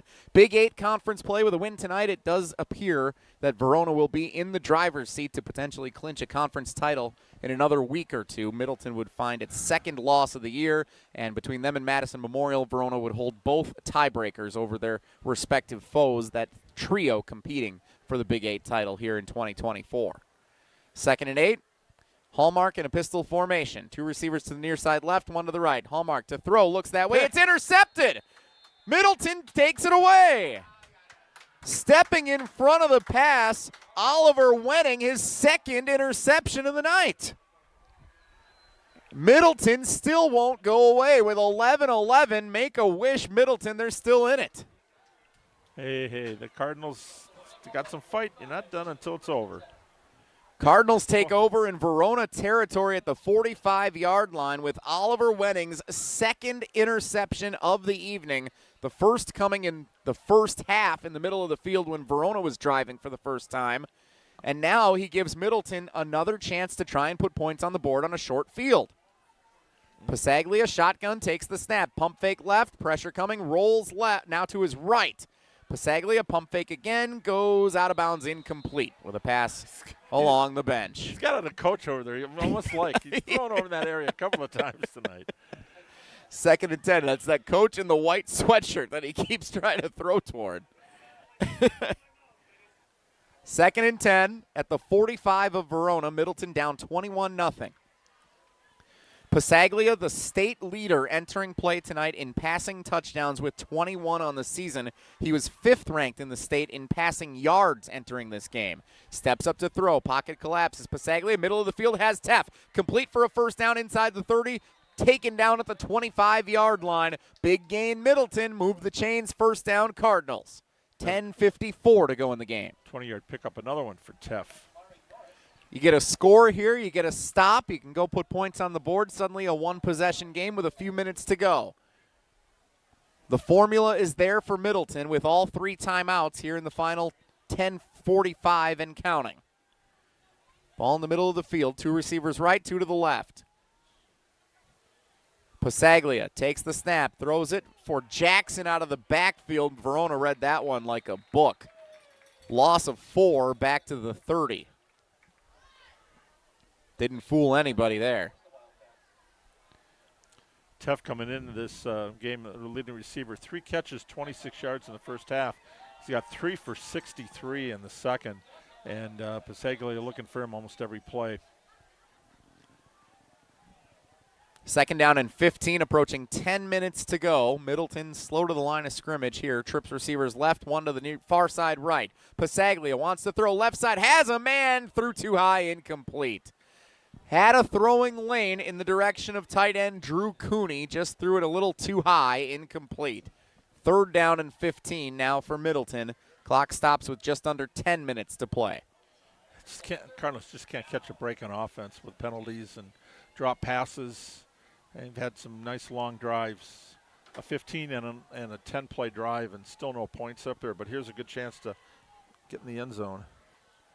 Ball in the left hash, man in motion right to left. Now 3 receivers to the near side left, 1 to the far side right. Here's the snap. Pasaglia looking left. Pressure coming. He eludes it for a moment. Will they get to him, though? Pasaglia still rolling. Now fires. Complete in the flat. Shy of the first down line to gain, but they get some of it back with Jackson on the right sideline. Goes out of bounds inside the 25-yard line. 4th down and about 9 to go for Middleton. That was Boniface again, hunting for dinner. Boy, he had Pasaglia in his sights, but Joey's showing some ice in his veins in the backfield. As many times as he's been hit, he's not shy. He's staying in that pocket and trying to get as much as he can, and picked up something on that one. 4th and 9 at the 24. They need the 15. Game on the line for Middleton, down 3 scores. Pasaglia goes left for Teff. Caught it at the 10. Teff turns it upfield, diving to the pylon, to the goal line. Touchdown, Middleton. Cardinals on the board when they had to have it on 4th and 9. Pasaglia to Teff. And entering play tonight, the state's best passer of touchdowns gets another one. We're 22 on the season, and number 9 there on the catch for Teff. 9:39 to play. Middleton scores to make it a 2-score game, 21-6, extra point pending. First opportunity for Cooney for a point after tonight. Flag is thrown. The kick went through the uprights plenty good. But what do we have here? Let's check the penalty. Are they going to say this was on Verona? Yeah, offsides on Verona on the point after attempt. So now is Middleton going to think about moving it forward and going for 2, or are they just going to take the result of the good extra point? It looks like they're going to move it to the 1. Give it a shot. So they're going to go, are they going to, what are we doing here? They're going to redo it? Must have wiped out the attempt. The penalty wiped All right. it out. Could have been maybe they lined up in the neutral zone negating it. Regardless, Cooney's second attempt is lower, but still a line drive through the uprights. Good. All that for naught. 21-7. Verona leads Middleton, but the Cardinals won't go away with 9:39 to play. 30-second timeout on Zimbrick Honda's presentation of PrepMania. This is Devin Robinson from Badger Volleyball, here with Madison's best roofing, siding, and window company, Ridgetop Exteriors. I protect the net at the field house, and they protect your home. They're trusted, local, and affordable. Go to ridgetopexteriors.com today. That's ridgetopexteriors.com. After a crash with a semi-truck, everything can change instantly. At Gruber Law Offices, we have the knowledge and experience to make sure you're protected.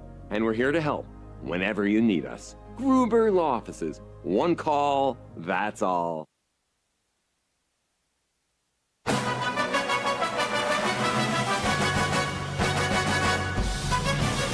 Jesse Nelson, Dennis Semrau, Zimbrick Honda's presentation of PrepMania, 100.5 ESPN and the ESPN Madison YouTube channel.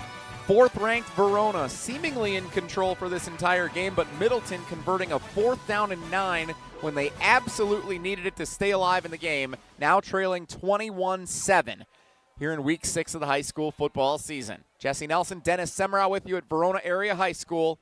And now let's see if Middleton kicks this deep or if they want to do the surprise onside kick. They will kick it away. Poteet fielding back at the 7-yard line. Trey Poteet has a kick return already tonight. Turns it left. Outside the numbers to the 30. Turning upfield to the 35 before being dragged out of bounds shy of the 40-yard line. Trey Poteet always an adventure when he has the ball in his hands, and he sets up another great starting spot for the Verona offense to try and drain some clock up 2 scores. Yeah, starting the 7. Where are they going to drop the puck on this one? There is an injured Verona Wildcat player, meanwhile, on the far end of the field. So we'll pause while they tend to the injured player. In fact, let's take a 30-second timeout. We'll be back after this on Zimbrick Honda's presentation of PrepMania. Hi, Drew and Jonathan Scott here, reminding you that American Family Insurance agents can help build a customized renter's policy so you can protect stuff like this, or this, or even this. Well, case in point. Life's better when you're under American Family's roof. Insure carefully, dream fearlessly. Get a quote and find an agent at amfam.com. Products not available in every state. American Family Mutual Insurance Company SI and its operating company, 6000 American Parkway, Madison, Wisconsin. The pulse of the Milwaukee Bucks, straight from a Bucks legend. Can't get it off. Marcus Johnson will, though. Can't leave him alone for a 12. Tap into Here District with Marcus Johnson on Bucks Plus. Marcus and his son Chris offer a weekly beat on Bucks basketball. Get your questions answered and hear from the biggest names in basketball. Find Here District with Marcus Johnson at bucks.com/plus on the Bucks app or wherever you get your podcasts. Daniels Construction is a proud employee and family-owned business serving South Central Wisconsin for 71 years. Want to join the team at an award-winning, self-performing contractor that's committed to quality and excellence in every project? They offer multi-trade career opportunities with on-the-job paid training and career growth opportunities. Whether you're looking to start a new project or a new career, Daniels Construction is building better futures, people, and communities. Visit daniels-co.com to learn more. Jesse Nelson, Dennis Semrau, Zimbrick Honda's presentation of PrepMania, 100.5 ESPN and the ESPN Madison YouTube channel. PrepMania brought to you by Stoughton Health, where they provide trusted care close to home. They're proud to support all of the area's student athletes and wish them all the best this season. From rehab to ortho care, Stoughton Health provides comfort and convenience locally. Visit stoughtonhealth.com to learn more. Injured Verona player now walking off under his own power, which is always a great sight to see. Wildcats getting the ball back with 9:29 to play in the game, leading 21-7.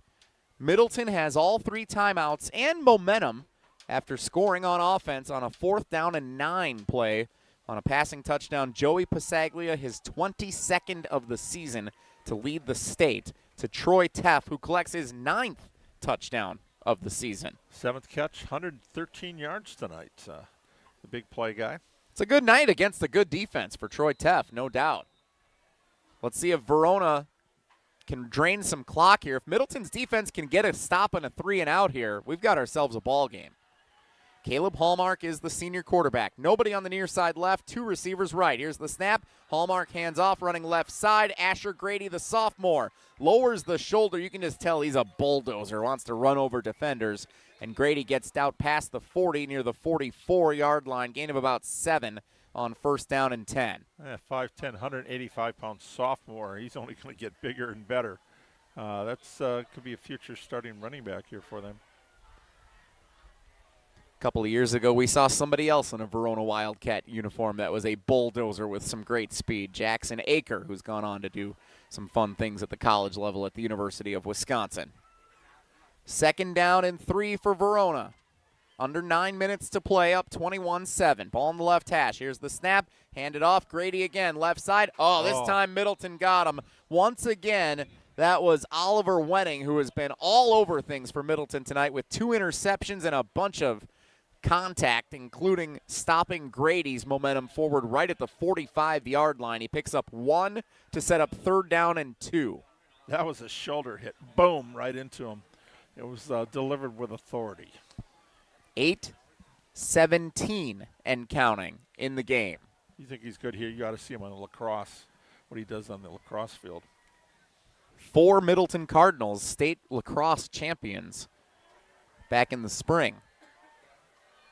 Ball on the left hash. Verona looking for a 1st down. Here's the snap. It goes to Poteet running left side. Direct snap, Poteet, and he's got the 1st down near midfield. A flag is down, though. Uh-oh. So if this is against Verona, bring it back, and this could set the Wildcats up in some trouble. Yeah, looking for a late hold there. And they are going to get Verona a chop block. You don't get that one every day. So back up the Wildcats, negate the 1st down run for Trey Poteet. With the chop block, this will move Verona pretty significantly back. 15-yarder. Yeah, that's a doomsday scenario on that 3rd and 2 for Verona. They get another go at it, but it's 3rd down and what do we have here? 17 to go.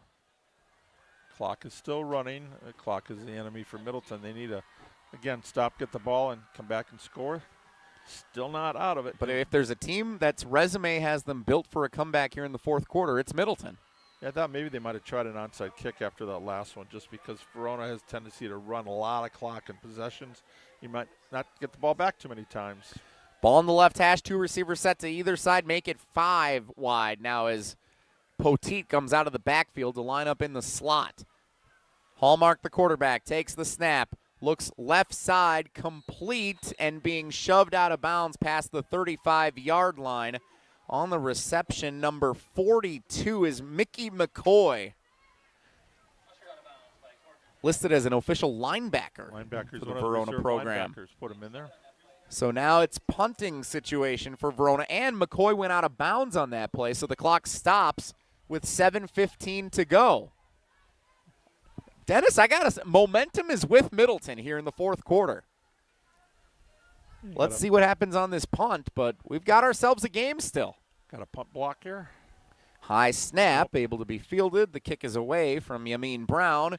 Oh, and it takes a very generous Verona bounce. Nearly lost it, but Middleton able to hop on it. Harrison Armstrong, the return man. that rolled up on him like a speedy ground ball in the infield, and it caught him by surprise right in the chest, but he was able to fall on it at the 24. The Browns won the punting battle tonight. They flipped the field a number of times, be able to pick up some extra yards here tonight just because of his ability. Got a little spin on that ball. That was tough one to handle.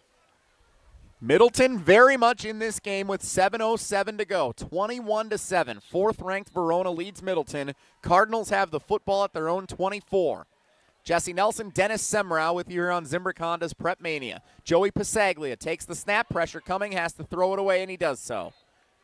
Gets it back near the line of scrimmage. Are we going to have to talk about this one again? Potential grounding. I don't think there's going to be the call here, but let's see what the officials say to one another. I thought he was outside of the pocket, so he'll be okay. Yep, they'll say he's good. 7:02 to go, 2nd and 10. Dennis, I do want to give credit to Passaglia because he has been pressured a lot tonight, but he's done a nice job of being heads up, knowing when a play is broken down and trying to get rid of the football. Only one grounding call on him came a couple of drives ago. Here he is again on 2nd and 10. Stepping up, Passaglia throws left side, breaking a tackle, complete to the 30, moving upfield. Shy of the first down line to gain on the reception is Jackson Guerrero, the junior wide receiver. But he picks up some significant yardage out past the 30 to the 31. 3rd down and 3 for Middleton, gain of 7, Guerrero. Quick to the line, 5 wide. Here's the snap. Passaglia left side, floater for Teff through the hands, incomplete. Another dropped pass. And as good, Dennis, as Teff has been all season long, and even tonight some of the yardage has been significant. He has a score, of course, but a lot of drops tonight. Unofficially, I've got him 28 for 42. He was Passaglia throwing. Passaglia, right. He was 13 of 15. A couple drops in there. All right, again, it's desperation time for Middleton. 4th down and 3. They need the 34-yard line with 6:33 to go in the game. Down 21-7 against the 4th-ranked unbeaten Verona Wildcats. Junior quarterback Joey Passaglia waits for the snap, takes it, throws, caught, and Middleton stays alive. A line drive to Gus Carlson, the senior wide receiver, diving at the 40-yard line, actually the 38, good for a 1st down. That was a rope from Passaglia to Carlson. Now quick to the line. Middleton's offense stays on the field. Passaglia, pump fake, rolling left, being chased. Scrambling back right now. Looks downfield. Needs to make something happen. Finds a man on the right sideline, Jackson, who gets hit hard trying to tiptoe. Could not catch the pass. It's incomplete. And if Passaglia was able to go deep downfield, he did have a man. It might have been Cooney breaking free in the secondary, but I don't know if he would have been able to make the throw that far downfield on the run. Passaglia is going to be one tired puppy tonight. Besides the 40-plus passes and the 5 sacks, I mean, he's been running for his life good part of the night. 2nd down and 10 for Middleton. Cardinal ball at the 38-yard line, trailing by 14. 6:15 to go in the game. Passaglia takes the snap, pressure coming. Didn't see him coming, and he is dropped back at the 27-yard line. Brotzman. Bowden Brotzman blasted him on that one. Junior linebacker, 6'2", 225. Passaglia didn't see him coming. Loss of 10, it's 3rd and 20. Across the midway point of the 4th quarter. Middleton's been on their last breath several times here tonight, and they've stayed alive every time. Can they do it again? Passaglia takes the snap. Throws right side, a quick one to Teff at the 40. Hit hard as he goes out of bounds, gets back to the original line of scrimmage, and then gains 2 or 3 more. So it sets up a manageable 4th down situation for Middleton. That's exactly what you want to do there. 5:30 to play in the game. Cardinals do still have all 3 timeouts. It's 4th and 7. Ball at the 41. Line to gain is the 48. Spotted on the right hash. The Verona fans are going to get loud again, trying to clinch this game away. Middleton, again, facing its last attempt to stay in it.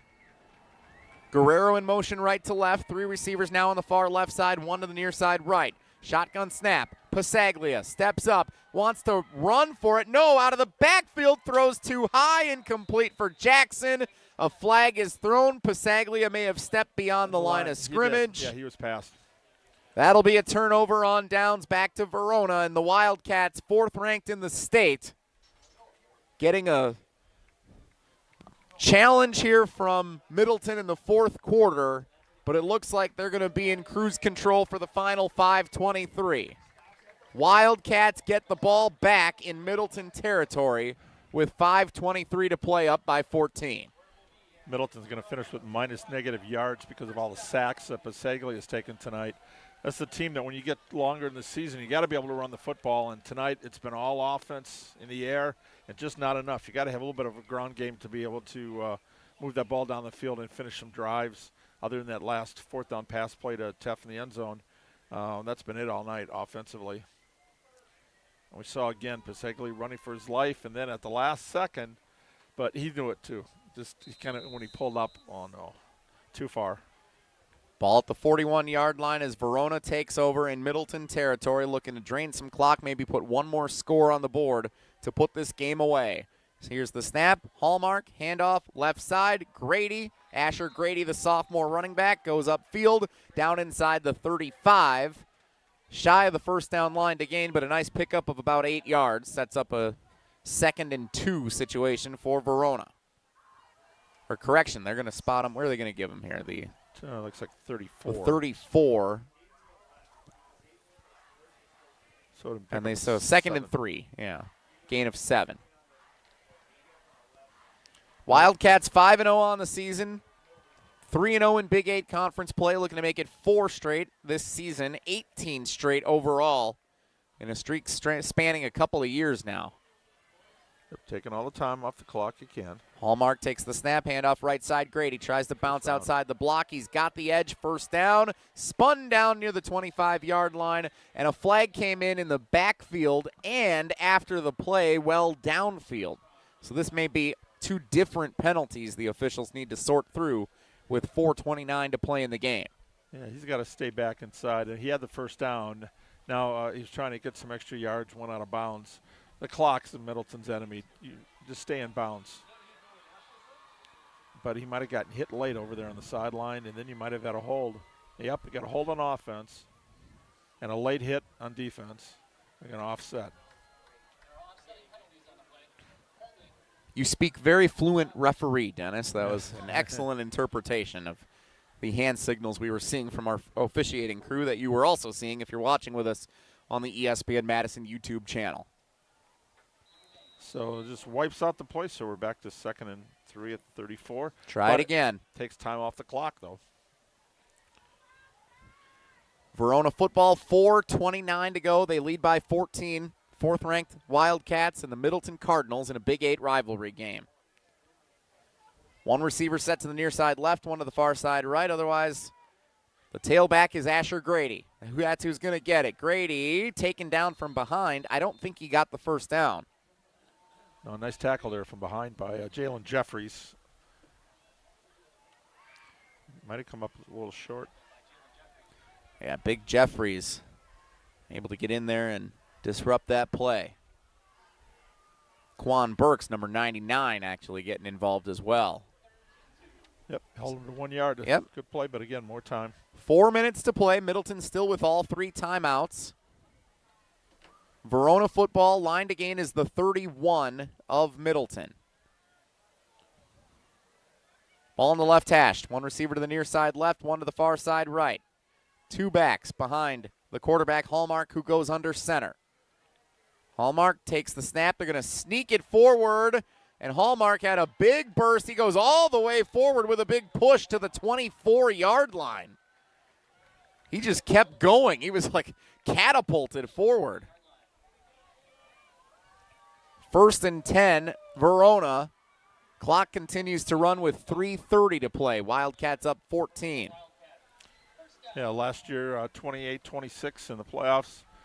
Verona had the last possession, was able to run 6+ minutes off, I think about 6.5. And here they're trying to run off the last 5:23.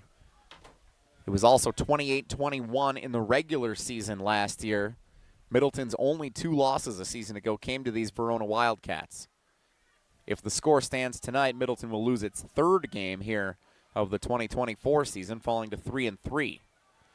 Grady running left side, brought down from behind, shy of the 20-yard line, pickup of 3, maybe 4 yards, and now a timeout is called by Middleton. That's their first. Clock stops with 2:53 to play. So during this timeout, do you want to remind you that Zimbrick Honda's presentation of PrepMania is brought to you in part by the GRB Academy, baseball for the serious player. The GRB Academy is hosting its annual Top Prospect Camp Saturday, October 12th for pitchers, catchers, and position players. The annual event has attracted the top talent from across the Midwest for 13 years. Your chance to showcase your skills in front of the top colleges in the country, and the camp is open to all players in the 2025 to the 2028 graduating classes. So my apologies to Hunter Vaughn and Ryan Wollersheim. They are ineligible to participate in this camp. Visit grbacademy.com to register now. Except if you're those 2 guys, they can't. 2025 to the 2028 graduating class. I know they wanted to. They got big aspirations to go pro someday. Producers Hunter Vaughn, Ryan Wollersheim. Chrissy Bird's all part of the crew tonight here as well with us on PrepMania. Hunter will have the call next week. He'll get his revenge in Week 7 when Waunakee visits Sun Prairie East. Going to be a fun game next week, Dennis. Back to the Badger Conference, the large conference there, to see if Waunakee's got it this year, if Sun Prairie East is going to give them a run. That'll be for the conference title, too. I'm sure Waunakee unbeaten except for their lost to Memorial, and we found out how good Memorial is. That was a good loss. And Sun Prairie East lost to these Verona Wildcats back in Week 1, first game of the season. Poteet again on the carry. Poteet running left side, near the first down line to gain. Timeout again called by Middleton. 2:44 to play in the game.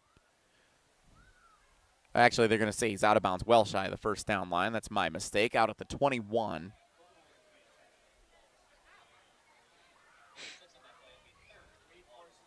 Oh, they are. Okay. So it is 3rd and 1. They're not. That's what I thought. So they're going to give him a good spot here. Oh, and now wait. Okay, so we got the. Now they moved the chain. This is crazy. I don't know where we're going here. This first down Verona after the pickup. After all, I thought he got forward enough. I don't know what the confusion was there, but they spot him at the 14, which is good for a first down for the Wildcats. Only 1 timeout remaining for Middleton with 2:44 to play in the game. And Verona looks like they may be able to, as you just talked about moments ago, Dennis, drain the clock and close out the game. Yes, this will be the 4th one in a row over Middleton. The last 3 had gone 5-point margin average. So 14, if they can punch one in, I'm sure they like it to be a little bit more domination. 21-point win versus a 14, but we'll see what happens. First down and 10 for Verona at the 14-yard line. Ball on the left hash. 1 receiver to the far side right, but everybody expects Grady will get the carry. He does. Asher Grady weaving through a couple of Middleton defenders, piled on at the 12-yard line for a gain of 2. 2:36 where the clock stops for Middleton's final timeout. So it does appear that Verona will improve to 6-0. They are the 4th-ranked team in the state, Dennis. The Franklin Sabres in at that number 1 spot. Kimberly is number 2. And Green Bay Notre Dame at number 3. You're a voter in the ESPN Wisconsin media poll. Do you think that Verona will move up next week? Yeah, I'm waiting to see what Notre Dame has done. They haven't really played the toughest part of their conference schedule is coming up. So I think they've got a chance to stumble there, and Verona can jump up. But teams in front, no, if you're still winning, up in front, unless it's a very close one. I think they probably stay at number 4 next week. But we'll see what happens with the 3 teams in front of them. Anything can happen there. That's why we play the games. It was fun tonight when we came out. It was actually dark. It was actually Friday night under the lights. It wasn't Thursday. We've had 3 Thursday games. And now the fall is set in. Now the days are shrinking and shrinking. So beautiful night for high school football here at Verona at the University of Wisconsin at Verona. That's what I Beautiful complex here at Verona Area High School. We love coming out here to broadcast games. They take great care of us, great care of the fans, great concession area. The students have a great parking lot right next door here to where they can walk in. It's awesome. Great experience here at Verona Area High School. Out of the timeout, here's the carry running right side on 2nd and 8. Another pickup of a yard, maybe 2 to the 10-yard line. Middleton cannot stop the clock with 2:30 and counting to go here in the game. 21-7, Verona leads Middleton. By the way, Dennis, a score update from the greater Green Bay area. If Notre Dame is the team that Verona's looking to leapfrog in those rankings this week, Notre Dame up 14-7 in the third quarter, getting all it can handle from the Menasha Blue Jays. So we'll see how that one turns out. And you can join us on Tuesday at 12:30 for the ESPN Wisconsin Media Poll Rankings Reveal Show here on the ESPN Madison YouTube channel. 3rd and 7. Under 2 minutes now to go. Here's the snap. Handoff, Grady running left side. Did not get the edge. The Middleton defense was waiting for him. So it's 4th down and about 7 yards to go still. 100 seconds to play. And a field goal would make it a 3-score game if they want to go that way. Let's see what the Wildcats decide to do here with head coach Andrew Riley.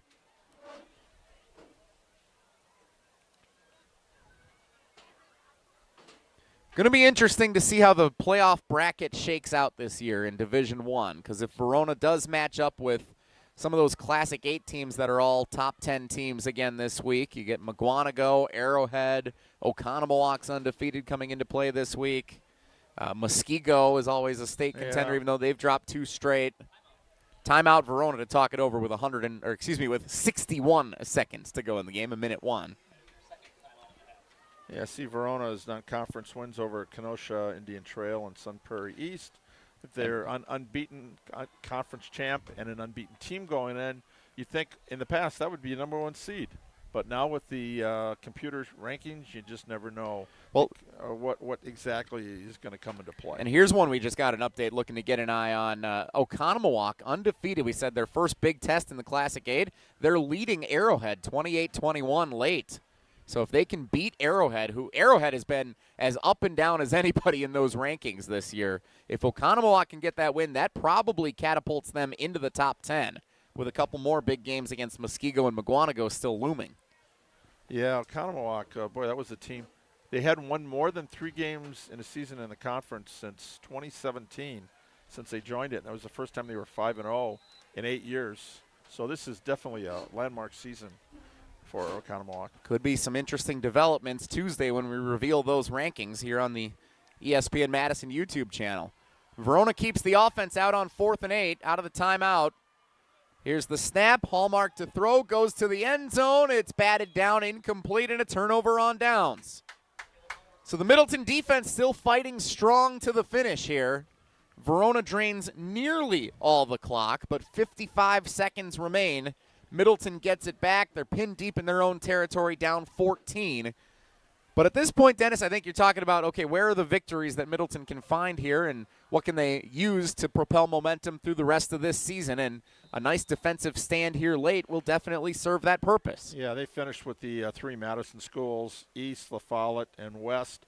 And East and La Follette still really struggling. That game with West, though, West could, I think, give them a game. That was the team that Andrew Riley thought of the Madison schools, other Memorial, of the other 3 had a chance to make some ground.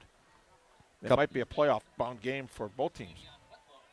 Kavion Whitelow, the senior running back, first time calling his name tonight on the screen pass from Pasaglia, who is still out there. Whitelow gets out to the 10-yard line, 30 seconds to go. Remember, Middleton cannot stop the clock, so we might see one more play here and then call it a night, depending on the result of it. Pasaglia takes the snap, pressure coming, steps up in the pocket. Out of the backfield, Whitelow dropped it, so we will snap it again with 17 seconds to go. Yeah, Tim Simon and Joe Poles have 3 weeks. They'll be expected, I think, to win the final 3 games here. The Middleton Cardinals will. So they'll have 3 weeks to try and get this team positioned as best it can be heading into the postseason. Yeah, 2 or 3. They need 2 or 3 to go 4-3 and clinch the playoff berth, and I think they can do that. I wonder, Dennis, as we see a nice run for Middleton out past the 25-yard line here. That was Ethan Sorensen, senior running back, getting the carry. I wonder if we could be on a collision course, different than it was last year in Level 2, but if Middleton and Verona could end up meeting each other in the first round of the postseason this year. Based on seedings and where these teams' trajectories are, I would not be surprised. Passaglia brought down. The clock runs out. We will see if they meet again in the postseason, but this time around, Verona prevails in the Big 8 rivalry with Middleton. Fourth-ranked Wildcats, 21-7 winners over the Middleton Cardinals. 2 touchdowns for Trey Poteet, the Tennessee commit, including the big play of the night, an 89-yard kick return to start the second half. That was the final time the Wildcats scored tonight, but it's all they needed to beat their Big 8 rival. 21-7, Verona defeats Middleton. We'll be back to wrap it up after this on Zimbrick Honda's presentation of PrepMania. Come see what the buzz is all about at Madison Axe, Madison's state-of-the-art entertainment spot. Enjoy 8 lanes of axe throwing, interactive games, plus digital target projection and scoring. For even more fun, check out their indoor backyard with 2,000 square feet of shuffleboard, cornhole, yard games, bar table games, and more. Perfect for date night, groups, corporate meetings, or private events. Madison Axe is your destination for all things fun. Throw it, nail it, celebrate. Go to MadisonAxe.com or head to their location on Stoughton Road today. Bucky wants a Honda with lots of headroom. Zimbrick, Fish Hatchery Road. Something with room for all your friends, right? These are the people who take good care of you. It's gotta be red, of course. Get to know Zimbrick, 'cause you deserve it. Zimbrick Honda. Hundreds of options. Zero hassle. Zimbrick, Fish Hatchery Road. Brian here from Canopy Wealth Management. At Canopy, we create strategies that are tailored to your needs and goals. We've invested heavily in client-friendly software so your assets and plan progress are available to view in one place at any time. Whether you prefer only the high-level information or enjoy the intricate details of the planning process, we've got you covered. Canopy Wealth Management. Care, competence, clarity. It's not just a tagline, it's a promise. Go to canopy-wealth.com to get started today. That's canopy-wealth.com. After a crash with a semi-truck, everything can change instantly. At Gruber Law Offices, we have the knowledge and experience to make sure you're protected. And we're here to help whenever you need us. Gruber Law Offices. One call, that's all. This is Devin Robinson from Badger Volleyball, here with Madison's best roofing, siding, and window company, Ridgetop Exteriors. I protect the net at the field house, and they protect your home. They're trusted, local, and affordable. Go to ridgetopexteriors.com today. That's ridgetopexteriors.com. When life takes an unexpected turn, turn to Pemberton Personal Injury Law Firm. Pemberton's client-centered approach ensures that you're treated with respect, care, and compassion. Never just another case. With offices in Madison and Baraboo, Pemberton has the experience to secure the justice and compensation you deserve. Serving clients statewide, there are no fees until you win. Trust a firm that treats you like family. Visit Pemberton Personal Injury Law at pembertonpi.com.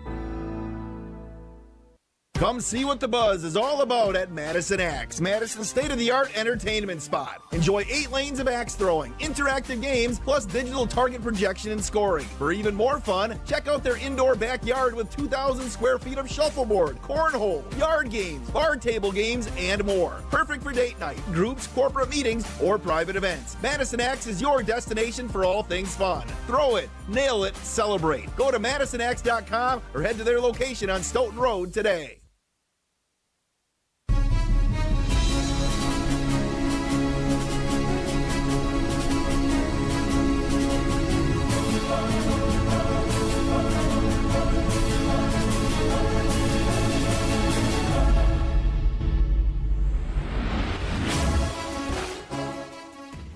Zimbrick Honda's presentation of PrepMania on ESPN Wisconsin and the ESPN Madison YouTube channel. Jesse Nelson, the Dean, Dennis Semrau. It's a final at Verona Area High School. The Wildcats improved to 6-0 on their undefeated season with a 21-7 victory over their Big 8 conference rival, the Middleton Cardinals. Wildcats are 6-0. They've now won 19 consecutive Big 8 conference games in a stretch spanning multiple seasons, and that coincidentally lines up with the playing career of their standout player, Trey Poteet, who had another great night tonight, and that seems like a good time as any to award our Pizza Hut Player of the Game. No one out-pizzas the Hut, and no one outperformed this player tonight. The player of the game is presented by Pizza Hut, the official pizza of PrepMania. No one out-pizzas the Hut. Dennis Semrau, it is big play Trey. 89-yard kick return for a score. He blocked a field goal. He caught a touchdown pass, and he helped shut down that Middleton offense, holding them to just 7 points tonight. Yeah, had 5 catches, 47 yards, and 5 rushes for 8. Just not a big night in the backfield for him. But once again, Trey's all over the place. Big play Trey. And he is our Pizza Hut player of the game. I don't know where the nearest Pizza Hut is to Knoxville, Tennessee, but the nearest Pizza Hut to Verona is in Mineral Point, just a hop, skip, and a jump down the road. So unless you've got something different there. Well, there's one at 3150 Maple Valley just outside of Madison in Verona. Point is, I guess you got Pizza Huts everywhere to choose from, don't you? Introducing Pizza Hut's new tavern-style pizza, an upgrade to the classic crispy thin crust, cut into 16 snackable squares and loaded to the edge with bold, flavorful toppings, perfect for sharing with your family at home or on the road after the big game. Find the nearest location and order now online at pizzahut.com. That's pizzahut.com. Go thinner, go crisper, go bolder, a triple threat just like Trey Poteet. Go get the new tavern-style pizza, only from Pizza Hut, the official pizza of PrepMania. Zimbrick Honda's presentation of PrepMania on ESPN Madison is also brought to you by Stoughton Health, where they provide trusted care close to home. They're proud to support all of the area's student athletes and wish them all the best this season. From rehab to ortho care, Stoughton Health provides comfort and convenience locally. Visit stoughtonhealth.com to learn more. Dennis Semrau, your final thoughts on Verona's 21-7 victory over the Middleton Cardinals. It doesn't get better than this. 3 keys to the game. Dominated on defense, especially in the run game. Held Middleton to 1 yard rushing in the first half. Sacked the quarterback 6 times tonight. And no points all season long in the first half. Capitalized on defensive turnovers, bingo, and a balanced attack, run and pass, and maintain their composure.